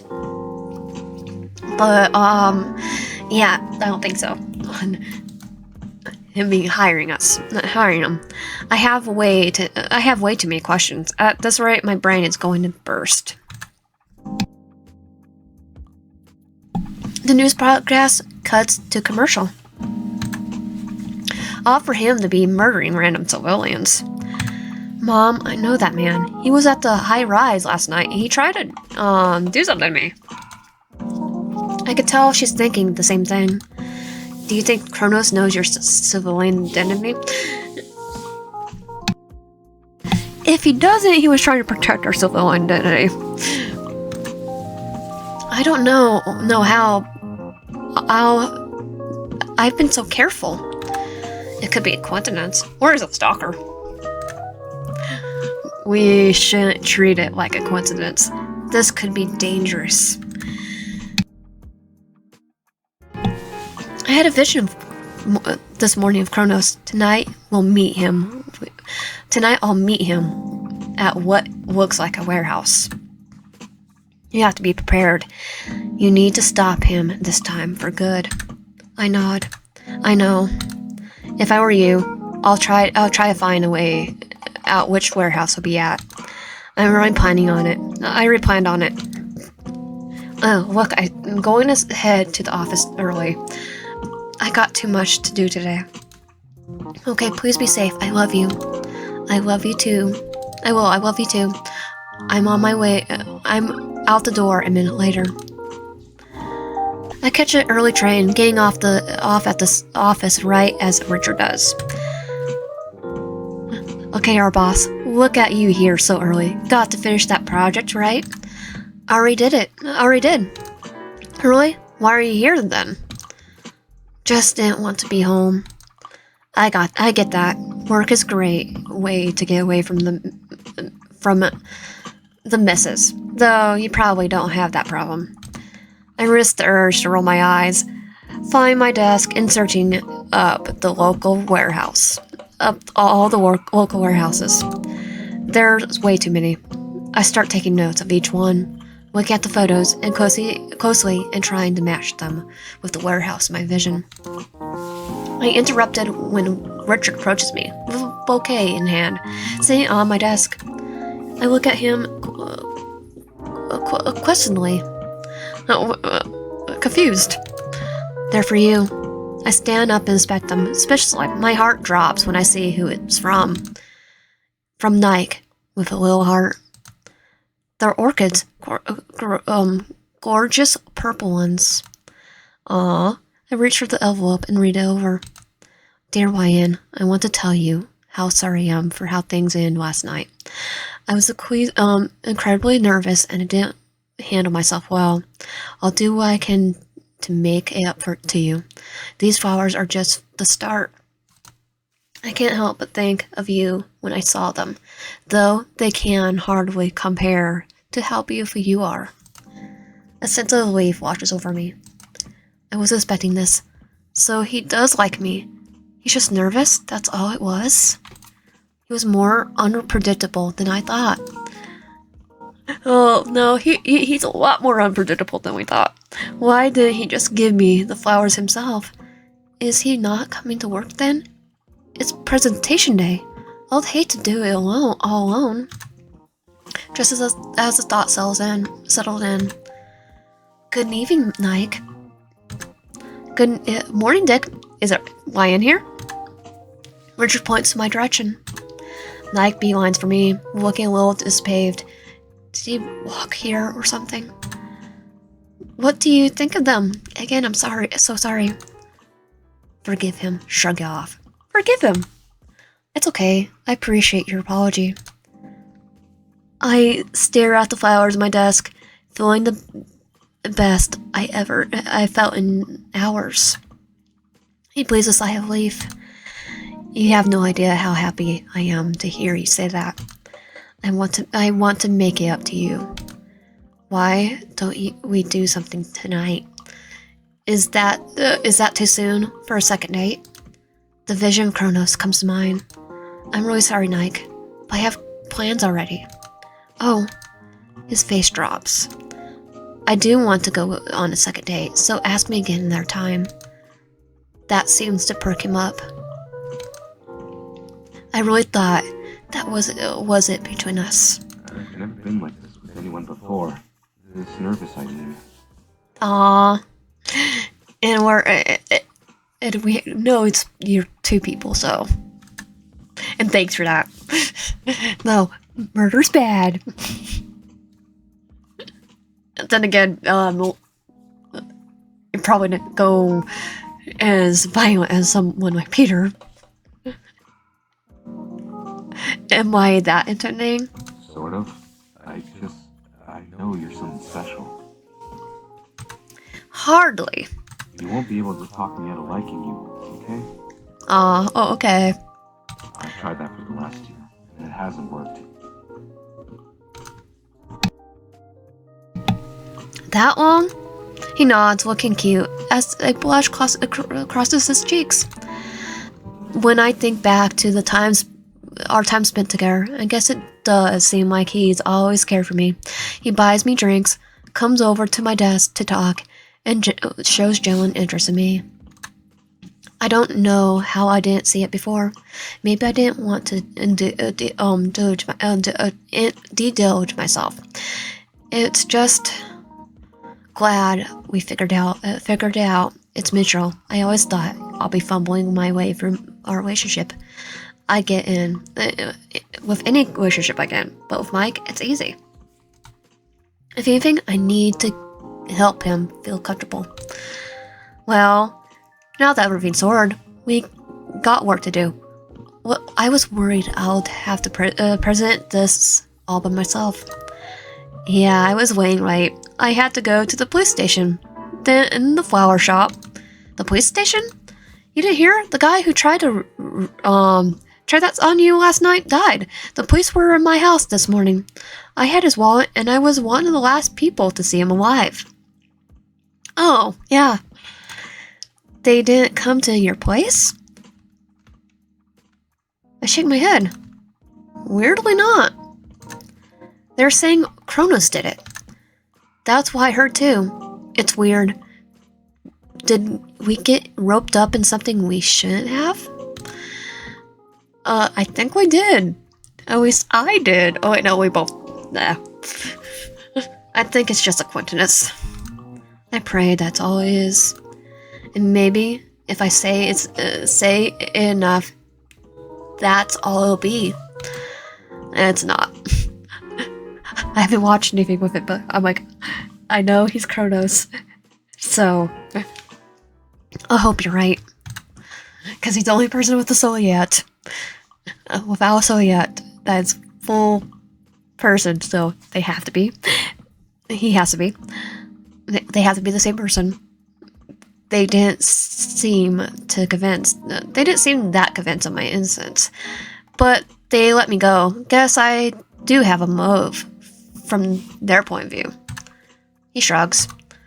It sorts itself out. The truth always comes to light. It does. It always does. That thought saddens me. Let's just get to work. I'm happy to do the rest of that. The team goes into a conference room, one by one, to present their projects. Nike and I are second to last. Of course, my nerves grow as each team enters and exits the room. Finally, it's our turn.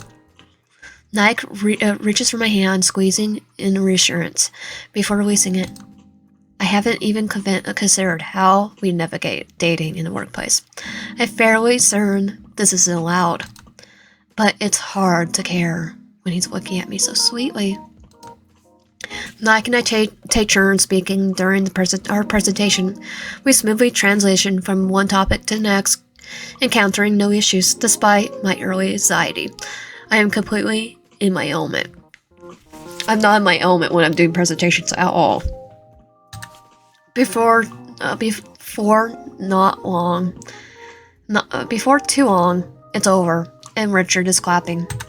I love it. I had a feeling you two would be a dream team. We exchange a look, laughing to ourselves. Thank you, sir. We step out of the conference room and the rush of adrenaline still circling through us. Nike looks at me, a grin tugging at his lips, and I can't help but minor it. The project, the one we poured so much into the last few weeks, is finally done. Our boss gave us the thumbs up. It's like a class presentation. I exhale slowly, leaning back against the hallway wall, trying to keep my cool, even though inside I feel like I'm floating. Nike stands next to me, his shoulders brushing mine. I glance at him, noting the way his eyes shine. I think we did it. His voice is low, just for me. Yeah, we did. We really did. My heart is beating faster than it probably should be. He surveys his surroundings for a bit. It's just us. Hey. The mood instantly shifts. Can I make up for last night? He leans in, his breath warm against my cheek. I had to feel the pull, the tension between us growing stronger. Say yes, please. Just as he moves to do so, a hand lands on his shoulder. I freeze, my stomach plummeting. Wait, let's just kiss him. Just then, as I start to close the distance, a hand lands on his shoulder. I freeze, my stomach plummeted. Well done, you two. Richard claps Nike on the back. That was a stellar presentation. You should both be proud. Nike and I pull away. I can feel the heat flooding my face. Did we just get caught? Is it obvious? Thanks, sir. Nike glances at me with a small, apologetic smile. I clear my throat, trying to regain my composure. The last thing I want to do is cause any trouble. Yeah, it was a team effort. We're just glad it's over. Well, since you two did such a fantastic job, how about grabbing drinks after work?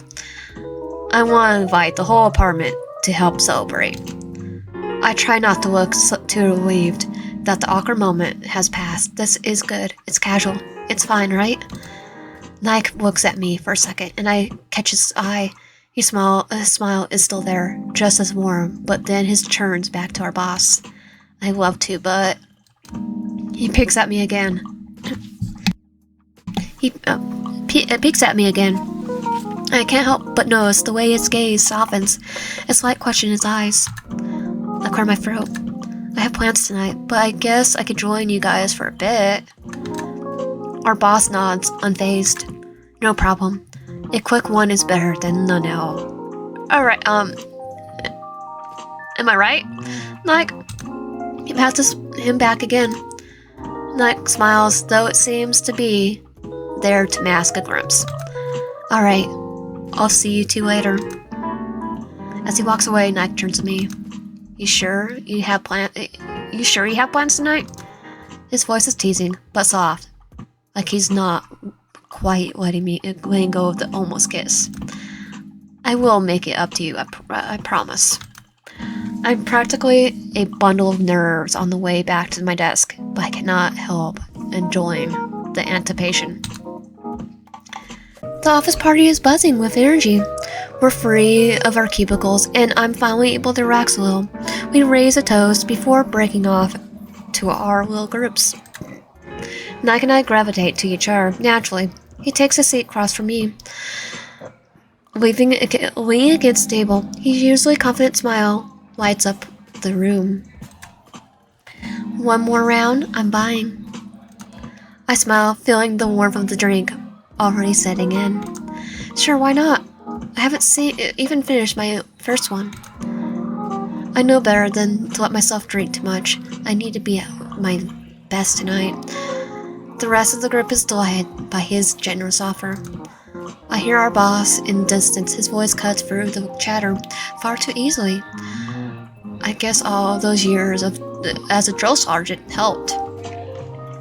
Definitely not me, because I can. I have to put the grain all the way up and volume all the way up just to have my voice be heard. Everyone thank Nicholas for the drinks he's covering. I freeze mid-sip, blinking in surprise. Nike covered the whole thing? Not just this round? My mind races as I try to process it. There's no way he has this kind of money unless he's secretly a nipple baby or something. Or supervillain. Sure, he always been a bit of an enigma, but... I glance at him, but he's casually slipping his drink, unfazed by the praise. Should I ask him about it? I should, but then I quickly push the thought aside. The party continues on, and I find myself drifting in and out of conversation with various coworkers. Through it all, I can't help but notice Nike by my side, his presence easy and comforting. He's been different lately, more open, and I'm not sure what to do about it. I figured we could date casually, just enjoy each other's company with no strings attached. But the feelings were expressed go deeper than flirting. I could easily see myself falling for him. Pretty sure we are dead. And I mean, we probably have a soft spot for his villainous counterpart. And if I haven't read him all wrong, I think he feels the same about me. We almost kissed twice now. Well, I wish that came to pass. I think it was fate. It hadn't. I don't want to end things just as they're getting good, but there will be more nights like this, and I have to cut short a life constantly spent apart. Night deserves someone who gives the relationship their all. I know I can never give him that. I shouldn't have let him on. I watched him smile and speak so easily with others. I feel my throat tighten up and tears well in my eyes. Oh, come on, we could just go for it. He'll be our Lois Lane to our Clark Kent. I'm sorry, Nike. We're technically Catwoman to our Batman. I'm sorry, Nike. I just like you too much. I have to do it now. The longer I wait, the worse it'll be. It'll be okay. It has to be okay. As the night wears on, I glance at my watch. It's getting late, and I know I need to leave before it gets any later. I think I'm going to head out. I tell Nike alone, my voice quieter than usual. I was hoping we could talk before I go. Nike looks at me, a slight frown tugging at his lips. My pleasure. I give him a serious look, and whatever is left on his smile melts off his face, leaving a weary expression in its place. We can talk. The buzz of conversation fades as we step into the cold night air. It's almost our time. The thought saddens me. I don't know how often we spent together after this. Depending on how he takes it, it could very well be our last conversation. Or technically not our only conversation because reasons. I take a deep breath, trying to calm my racing thoughts. So, what's on your mind? Oh, I definitely think he knows. Nike's voice is soft, the kind of sound you expect in a room full of silence. Not amidst a party. He walks over slowly, hands in his jacket pockets. He steps cautiously but steadily. My heart stutters in my chest. I want to talk about us. My tone says it all. I force myself to continue, though every word feels like it's being dragged, kicking and screaming out of me. It's complicated, like, Believe me when I say I never wanted to have this conversation. Nike steps closer, his gaze unwavering. Complicated? Feels like something more than complicated. You're pushing me away. It's definitely complicated. And complicated, if it feels more than complicated, I mean, it's still complicated. Before we've even started. Yeah, I'm Tony Stark. Type thing. I am Iron Man. Inhale sharply. Okay, it's like you know someone in this universe would do that. I know why he wants to hear. I know he's hoping for, but I can't give in. Not that the double life I led and the danger that comes with it, not without risking everything. I just don't think it's a good idea. I don't want to be selfish. The words are true, but comes out as stiff and unconvincing. Nike raises an eyebrow, clearly not satisfied with my answer. Why shouldn't you be selfish? Because I can't afford to? This is about us, not anyone else. Do you think we wouldn't work? No, it's not that. I hesitate, fighting back to Earth's run, but I owe him more than a vague response. He deserves this expression, even if it's not the truth. No, I think we do work well. I have a lot of personal things going on. Things I can't share, things I'm not ready to share with anyone. Not right now. Nike froze his brow, flickering of confusion crossing his features. I know you said you aren't ready to share, but I want you to know you can talk to me. Maybe not now, but eventually. I know. He runs a hand through his hair. I just don't like the idea of you rejecting me and using this as an excuse. If this is true, then I can accept that. No, I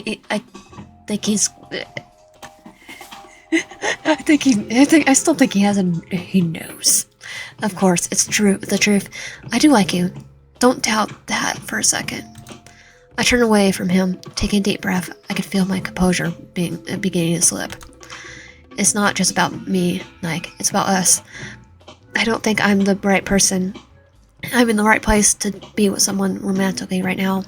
And I got responsibilities, things that come before everything else. Because great power comes with great responsibility. Nike doesn't say anything for a long moment. His silence pressing down on me like a weight. I don't want to see the disappointment on his face, but I could feel it there, even without looking. Responsibilities? Yeah, with great power comes with great responsibility. Uncle Ben. That's the reason you're pulling away? Because you have responsibilities? Yes, I have things I have to take care of, things that aren't normal, and if I let myself get involved with you, it won't be fair to you. You deserve someone who can be there. Really there. I'm just not that person. I may never be. I learned this from Spider-Man. Not the great power, but not just the great power comes with great responsibility. Nike looks like he's trying to figure me out, piercing together the cryptic words I given him. No, I learned that from Batman. Push everyone away. So this is just who you are. Someone with responsibilities. And you think it's better for both of us if I just walk away. I was gonna be the one that walked away. I turned to face him fully, trying to keep my expression neutral. I'm trying to protect you, Nike. I can't risk dragging you into my mess. You won't understand. He takes a step back, a step forward, eyes narrowing. Try me. I don't care if I get hurt. I feel a pain in my chest. Is he crazy? Crazy about me, yes? Nike, there are things about me, things that could hurt you, and I can't put you in that kind of danger. I won't. There's a long silence as Nike stares at me, expression unreadable. Finally, he takes a step back, his hands still in his pockets. I don't know what you're hiding from me, but I do know that you don't trust me enough to let me in, and that's what hurts, not whatever mysterious responsibilities you're talking about. So you don't know? You're allowed to have your secrets, of course. I just wish you let us be together, and you could tell me whenever you're ready, even if you're never told me. It'll be okay. That's all. That's how much I like you. I feel a sting in his words. I feel the sting of his words, but I can't let myself soften. I can't let myself get lost in this. Not when there's too much at stake. I'm sorry. I whisper, almost mouthing the words to him. My throat's tight. I really am, but it's not gonna work. Knight doesn't respond immediately. Instead, he looks down at the ground, his jaw tightening as he exhales a long breath. I get it. You don't want this. You don't want me. That's not like I'm saying. I do want ya, but I didn't say that. And if you think I did, then you weren't listening. Or maybe I am right and we're not going to work. I do care about you. I know it sucks to end it so soon, but it's better this way. Nike finally looks at me, his expression softer now, but tinged with something else I can't quite place. I only want you. I swallow, trying to find the right words, but none come. Please don't make this harder for me. I know you make someone really happy one day. I just won't be that person. Knight doesn't argue. He just nods once, the sound of the street filling the silence that follows. Fine. He turns to head back inside. I'll let you go. But if you ever want to talk about what's really going on, you know where to find me. Yeah, work. I watch him walk away, every step cutting deeper into me. I want to say something, to stop him. I know I can't, not without risking everything I've worked for so hard to keep it hidden. And so I stay silent. I know I made the right choice, even though it feels like I'm just something important. Let something important slip away. It was going to hurt. It was always going to hurt, but not like this. The weight of the world sits heavily on my shoulders as I arrive at the convenience store on my way home.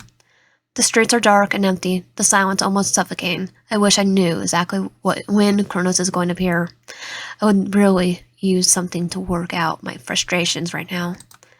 I push open the door of the store to grab a bottle of water along with a snack. Nothing special, just something I do before a storm hits. I step back outside and feel the sting of cold air on my cheeks. I glance around for any sign of movement, knowing the silence. I continue to walk, trying to ignore the growing pain in my stomach. While climbing the steps of my apartment, I notice something off right away. The door is ajar. I freeze for a second, my heart pounding against my chest. I take a hesitated steps forward. Is it right? My mother would never leave the door like this. I rush inside, frantically searching the place. Mom, where are you? The house is empty. Panic grips at my heart, and my breath quickens. I run to the phone, my hand shaking as I dial 911. 911, what's your emergency? The voice is calm, at odds with how I'm currently feeling. My mom, she's gone. She's missing. My voice cracks as I speak. A rising sense of urgency floods for me. We'll dispatch officers to your location. Stay on the line, please. I didn't wait for them. I leave my phone where it is and race back outside. Then that I see him. Mike! I step dead in my tracks, my breath hedging as I catch his gaze. He stands there in the street, his posture tense, like he's been waiting for me. Nike? What are you doing here? Nike's jaw tightens. I saw it. Kronos, he took her. Why did you take her? My blood runs cold, the air feeling heavier all of a sudden. Where is she? What do you mean he took her? He steps closer, voice low but urgent. I saw the whole thing. I was close by, walking down the street, and I saw Kronos grab your mother. He disappeared with her. Likely story. I feel the ground shift between me. My hands shake as I reach for him, my heart hammering. We'll be twisted if they're actually two different people. No, this can't be happening. He can't do this. Nike looks at me, something flickering in his eyes, a mix of concern and determination. You're not alone in this. Let me help. I stare at him for a moment. As his offer hangs in the air, something in me breaks. It's all too much. The weight of the secret I've been carrying for so long has been suffocating. Help me? I can't do this. This is exactly what I'm wanting to avoid. I can't drag you into this. My voice flatters as I take a deep breath, feeling like I have no choice now. Nike tilts his head, his eyes narrowing as he watches me. What are you talking about? I pull my jacket tight around myself, the tension in the air unbearable. I am the reason Cronus is after her. I'm Oracle. Nike's confusion deepens, and I finally let the truth slip. I'm a superhero. I've been hiding it from you, from everyone. But Cronus, he's after me. And now he's gone after my family. Nike blinks, clearly trying to process what I've just said. We need to go. My mom's still out there. I can't waste any more time. Without another word, Nike nods. He's not asking questions anymore. He's not backing away. I'm with you. Let's get your mother back. We run inside and grab my suit. The fabric slips over my skin, and in a flash, I'm ready. Together with Nike, we head out into the night. The abandoned warehouse I've seen in my vision looms ahead of us, bolted against the dark sky. As we approach, I feel a familiar chill crawl up my spine. I sense Kronos' presence before I could see him. His energy, his smugness, it all radiates off him like a foul odor. I can't let him win again. Nike stays close, but his eyes flicker over my superhero gear. Understanding now. Are you sure you can handle him? Totally. His voice is steady, not concerned, but concerned. I nod, clenching my fist. I have no choice. We enter the warehouse, and there, in the center, sits my mom, alive, as well, as calm as she can be. Baby, Oracle, is that you? A leaf floods for me, and I rush to her side, pulling her in the embrace. Be careful, I think he's still around. It's okay, Mom. You're safe now. Nike, quick, take her somewhere else. I'll deal with Kronos. I'll take care of him. Stay with my mom. Keep her safe. Nike nods, taking my mom's hand and guiding her gently. I'll take care of her. You take care of him. With a last glance at them both, I rush out, my mind set on finding Kronos and ending this once for all. The stress blurs beneath my feet as I race through the city, the wind howling in my ears. Every corner I turn, every alley I dart down. There's nothing, no trace of Kronos. I've been searching for hours, and my muscles ache from the workout I've been I've put them through. The adrenaline is starting to wear off, and the familiar weight of failure presses down on me. I stop to catch my breath, hand on my knees, but there's nothing to catch anymore. He's gone. He's got away. I should have been there. I've been able to stop him. Instead, I left with the growling emptiness inside me. The important thing is that I got my mother back. I need to make sure it doesn't happen again. Kronos never stays away for too long. I just know there will be another attempt. So I turn, dragging my exhausted body back home. When I walk through the door, I hear a soft murmur of voices coming from the living room. I see my mother and Nike chatting over coffee. I force a smile, but I know it's fooling no one. Are you okay? I should be asking you that. Her face softer now, no longer tense from the previous chaos I've rescued her from. But I know she's worried. It's nothing.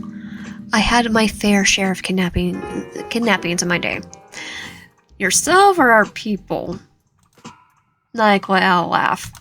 It's weird. We never had someone else involved in our discussions about herodom before. Oh, the stories I could tell you. But you're not. You got to keep them a secret, like I told you. Well, our secret's out of the bag with our secret identity. I pulled up I am Iron Man on him. Yes, ma'am. I promise you guys, your guys' secret dies with me. This is a serious matter. Please treat it as such, for our safety. He nods this time. Yes, I protect you both as much as I can. My mother chuckles. I believe that's our job. Or Radwyan's. It's like, yeah. I have a supervillain. I probably have I have someone to protect us. I'll do better next time. I'll keep you both safe. Kronos will never lay a single finger on you ever again, Mom. I swear. She nods. I know. I brush past them and step into the kitchen to grab a glass of water. My mom groans as she begins to stand. Nike rushes over to help her, but she stops him, like she always does to me. Thank you. You're such a gentleman, but I got this. It's good for me. I'm retiring early. I want to read my book before bed. I love you, darling. Mom, I think I was gonna say, I hear that and I go to get flashbacks for Peter. Love you too. Sleep well. Sleep well, and Nike, it was wonderful meeting you. Maybe we could chat under less dire the circumstances next time. He smiles. I like that. I mean, if it's okay. He looks at me, asking for permission, silently. Without thinking, I agree. Until then, Nike and I watch as she enters her room and shuts the door, a silence settling between us. He looks at me with those warm, unwavering eyes, and it takes everything in me not to break down then and there. Hey, are you okay to talk again? Yeah. Our last discussion crosses my mind all at once. Yeah, we can go out now because you know my secret identity. I understand what you meant now. You're afraid of what could happen. I get that. But that doesn't change how I feel. You don't have to push me away because of it. I turn to face him, my emotions bubbling to the surface. He's standing there, so calm, so sure of himself. He loves me. He really loves me that much. Even after everything he's saying, it couldn't have been more spout. Like, let us go out of him. I swallow hard, struggling to keep my calm, but the words spill out before I can stop them. I'm scared, Nike. I'm really scared of losing you. What happened tonight? It was like all my worst fears coming true. I didn't stop Kronos. He's still out there, and next time maybe he won't be merciful. I can't predict what he'll do. Well, that's not entirely true. What do you mean? I hesitate for a moment. This is the only thing left that Nike doesn't know about me. Do I tell him? Like, yes. What's the worst that could happen? I could predict the future. It's part of the why I'm called Oracle. Only small images, short glimpses into the future. You're serious? Yeah, I nod, slowly. That's insane. You're really something special. Though I wish I was Batman. Nike steps forward, closing the space between us until there's nothing left, his hand gently cupping my cheek, and I breathe, my breath hitches at the touch. You don't have to be perfect. His voice is thick with emotion. I love you for who you are. Oracle, whatever. I just want you. I feel my walls crumble. The dam breaks. My breath stutters as tears spill down my cheeks. I'd never thought I let myself be vulnerable, but at this moment, it feels like the only thing I can do. Night pulls me into his arms. I let myself fall into him for the first time in what feels like forever. I feel safe. Feel like maybe, just maybe, everything will be okay. I love you too. I always love you, Nike. He pulls back against just enough to look into my eyes, expression soft and tender. The kind of look that melts away all my doubts, Without a word, he leans in, pressing his lips against mine. It's everything that I've been longing for. The world slips away, and for a brief, beautiful moment, only the two of us exist. The kiss deepens, slowly and lingering, and the tension in my body finally unraveling. He holds me firm in his place, sucking on my lips like he's been starved. Okay, he's just happy. I let him kiss me with all the passion I couldn't bring myself to display. It's like he's healing me with every peck, every pull to my lip, with every flick of his tongue against mine. When we pull apart, I take a deep breath. I take a moment to process everything. There's no more fear, no more uncertainty, just us, the new us. Can we try? Will you be with me? Please. I want to try. I always did. I'm just afraid. I'm so scared. Maybe I always will be. I am too. I thought I'd lost you for good. Okay, we'll just go out. It was driving me crazy.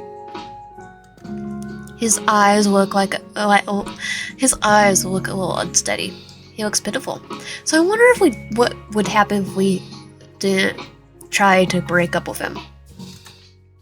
Like a sad child or abandoned puppy, I'd grab his face and kiss him in the hopes it'll perk him up. I can almost swear I could see his eyes dilate. It seems to do the trick. I'm never going to be able to forget this moment. So intense, it feels to feel this wanted. I don't know if it frightens me or gets me riled up. Maybe it's some mix of both. Do you want to have midnight snack at my place? Like what? It's like what? I'm thinking of ordering pizza. Try to end the night on a good note. Okay, that sounds good. I'd go to your place. We already in my place. We don't say anything else. We don't need to. Instead, I let him take my hand and we leave the house, walking side by side towards his. The night is ours. No more hiding, no more running. Just Nike and me falling together. The elevator glides up so smoothly, I barely feel it moving. The doors part with a soft chime, and Nicholas steps out first, glancing back at me with a small smile, then leads the way to a quiet hallway. The place is already intimidating from the outside, and the inside doesn't disappoint. I had a feeling he was well off. But seeing where he lives, the effortless luxury of it made it feel real in a way it wasn't before. I didn't even know there was a place like this within walking distance of my apartment. Here we are. He stops in front of me, from a wooden door with a gleaming silver handle. He unlocks it with an easy flick of his wrist and pushes it open. After you, I step inside and immediately notice the difference between the cool modern hallway and the space that belongs to him. The apartment is warm, both in temperature and atmosphere. The light is soft, with the decor is stylish, but not sterile. A massive floor-to-ceiling window takes up all the wall, revealing a glittering cityscape below, but my attention is captured by the fireplace. Wow! I breathe in, taking it all in. Night chuckles as he shuts the door behind us. You like it? Love it. It's alright. I know, I told you all of it. I giggle, loving the new dynamic. He shrugs, setting his keys down on a small table by the entrance. It's home. It's an apartment. It's a premier bachelor pad. It is what is. Premium bachelor pad. I wander further in, trailing my fingers along the edge of the marble countertop in the open concept kitchen. The place smells faintly of expensive cologne, leather, and something woodsy. Let the lingering scent of bonfire on a crisp night. Knight pulls out his phone. I'm ordering pizza. Anything specific you want? I look at him over my shoulder. Surprise me. A fake sexy voice. Surprise me. His lips smirk. Dangerous answer. But he places the order without hesitation, moving through the familiar motions like someone who does this often. Once he's done, he sets his phone down and walks over to the sleek wine rack mounted on the wall. He pulls out a deep green bottle, turning it into his hands before glancing back at me. This was a gift from my parents. Some ridiculous vintage they insisted I save for a special occasion. And a superhero girlfriend is superhero Savannah Gatter is the special occasion. He smiles, tilts. His smile tilts just a little. I think this qualifies. I watch as he spectacly uncorks the bottle, and pours 2 glasses. When he hands one to me, his fingers blush, sending a small but noticeable shiver up my arm. What should we toast to? I raise my glass slightly. Nike thinks for a second. His gaze lands on me, warm and steady. I smile, feeling it as I clean the bottle against his. To us. I reflectively close my eyes, savoring the smooth and rich red wine. It warms my throat as I swallow. Nike watches me, his expression unreadable. Good? I exhale slowly and nod. Very. He grins, please, and takes a sip himself. Then he moves over to the couch, a deep, charcoal-colored section positioned perfectly in front of the fire. He sits and stretches his legs out. I hesitated for only a second before joining him. The fire crackles, casting a golden light across his sharp cheekbones, the curve of his jaw. I catch myself staring and quickly take another sip of wine. Whatever I can do to drown away my oncoming nerves. Nike's voice is quiet but amused. So what do you think? Of the wine? He shakes his head. Of all this. He gestures vaguely at the apartment with one hand, the other holding his wine glass steady. I think, what, are you going to kidnap me and keep me here? I look again, taking the high ceilings, the artwork on the walls, the shelves lined with books, and the collection of vinyls on one wall. It's very you. Like, raises the eyebrow. And what does that mean? He looks nervous. I smirk. Expensive, a little intimidating, but also warm and inviting. His expression softens slightly. I'm glad you think so. Before I could respond, there's a knock on the door. That must be the pizza. That was fast. I guess it helps to tip well. With an easy grin, he pushes off the couch. I watch as he grabs his wallet and heads to the door, exchanging a few words with the delivery guy. He turns with the pizza box. A smell of melted cheese and garlic fills the air, making my stomach growl. I can only hope he didn't hear it. Okay, moment of truth. He sets the box down on the coffee table and opens it with flourish. A classic choice. And my favorite, vodka pizza. I never had vodka pizza. Not bad. I was expecting something a little more chaotic. Nike smirks.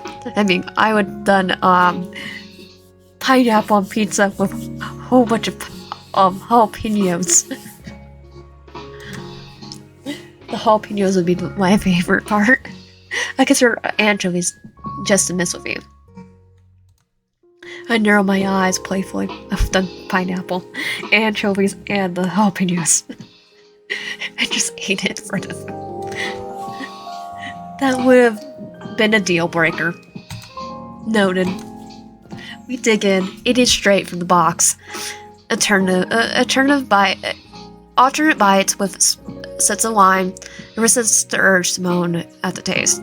There's no surge of great pizza places, but this is easily the best I've had. Maybe it's made better by the company. Nike shifts, draping an arm across the back of the couch. It's a casual motion, but actually, I'm aware of the space, a lack therefore between us. His scent mingling with the wood, smoke, and wine. The conversation flows easily, punctured by the laughter and the occasional click of the glasses against the coffee table. At one point, he tells me a ridiculous story of his teenage years, something about sneaking into the high-end party he definitely wasn't invited to, and I laughed so hard I nearly spilled my drink. Mike stares at me, his eyes glittering with something unreadable. I love your laugh. Have I ever told you that? Suddenly, a sudden shift in my tone makes my breath hitch. I glance at him, my smile lingering, but softer now. I don't think I've ever had someone tell me they like my laugh. Didn't have people say they like my voice. I think so. He shakes his head, slow and deliberate. You really shouldn't. The air feels heavy, charged. The fire flickered, casting shadows across his face. It looks beautiful against his mismatched eyes. Nike moves closer, just a little. His fingertips brush my wrist, barely touch, but enough to send shivers through me.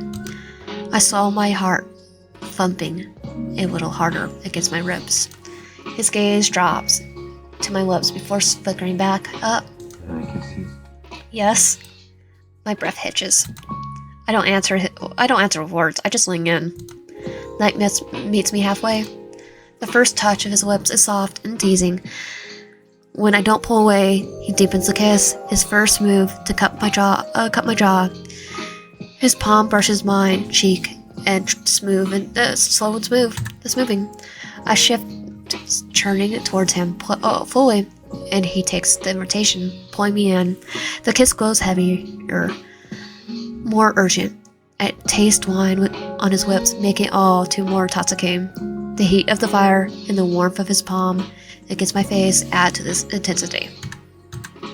I swing my hand into his hair. He exhales sharply, the sound vibrating between us. Our hand moves to my wrist, pulling me closer until I'm practically against him. The fire crackles, the scent of smoke and spice thicken the air. When we finally break apart, we're both breathing a little harder. Knight presses his forehead against mine, his fingers still resting slightly on my wrist. That was Amazing? A loud, breathless laugh. Yeah. He chuckles, his thumb tracing lazy circles on my hip. For a long moment, we still sit there, the firelight flickering around us, and the warmth of his body grounds me.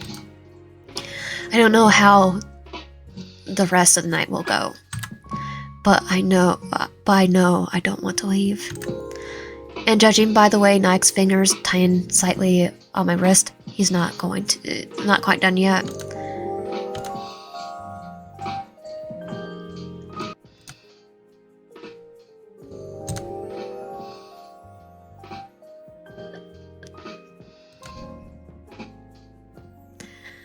I turn to face Nike, who looks so good. fuck. I knew you were something special. I got super endurance. You're telling me. How can I keep up with a superhero?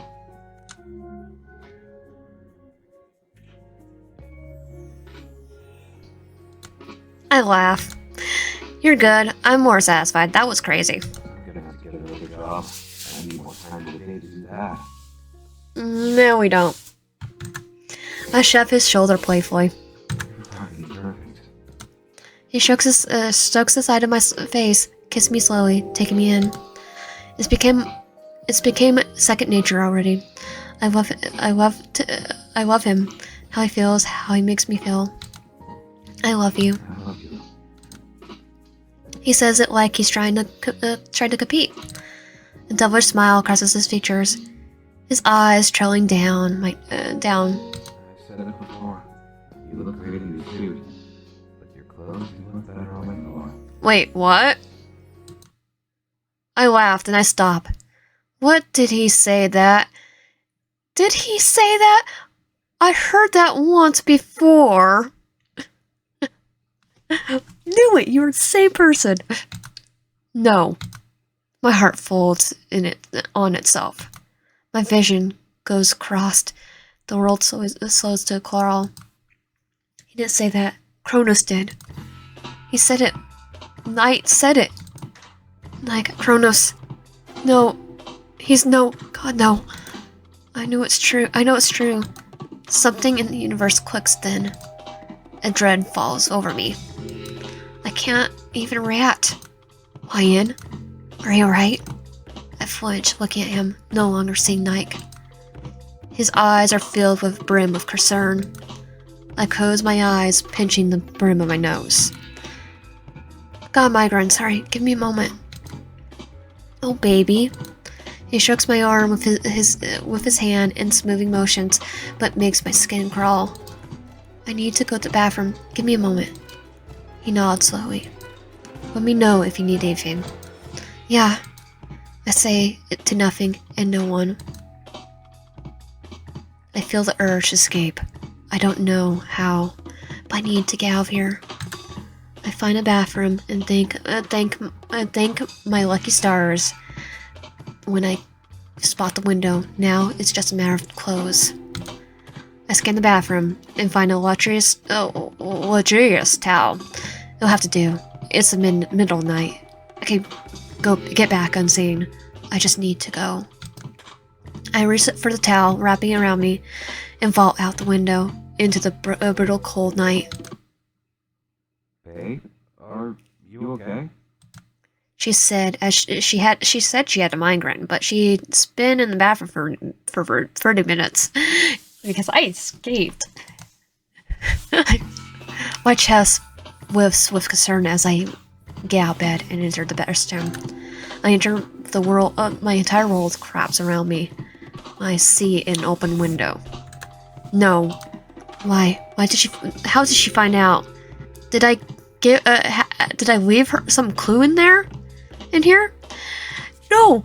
It's just how you said something. Had she already known?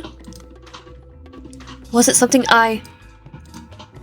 It was something I said. I rub my forehead, feeling the stupidest I've ever felt in my life. Where are you going, babe? You fucking idiot. You let your guard down. This is what happens. Justice is getting good to you. Ah.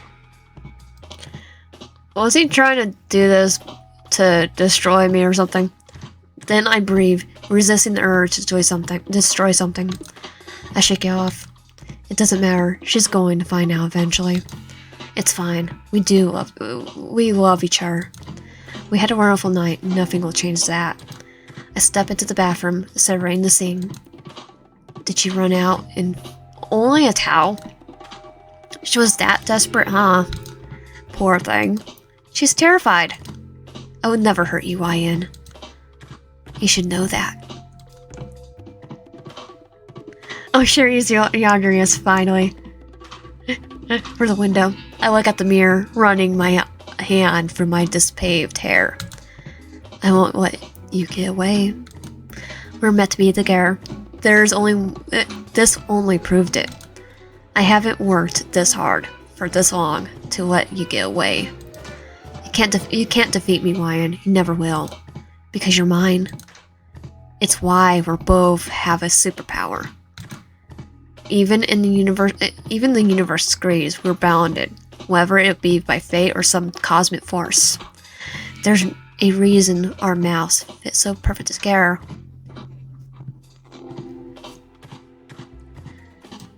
You're mine, and I'm yours. I'll hurt you. I'll hunt you down to the ends of the earth if I have to. I got a taste. I never go back on how things were before. I'm never going to let you go. You're never going to live a life without me in it. You never know peace unless you surrender yourself to me. I love you. I said it. I said it. You said it. You know you love me too. We should such a little things get between us. He knew the entire time.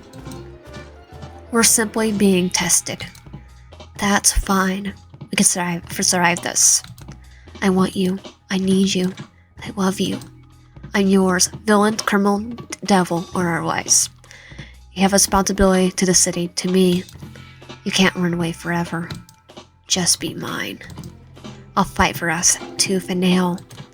You realize that it isn't so easy. You'd realize it isn't so easy. I'm only Kronos because you're Oracle. One cannot exist without the other. That's why I became Kronos. For you.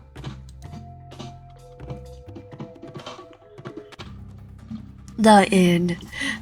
So part 2 will be part 2 sometime this year. If you like my content, please subscribe, like, help out, and comment down below. See you guys next time. Please check this game out, and I'll see you guys next time.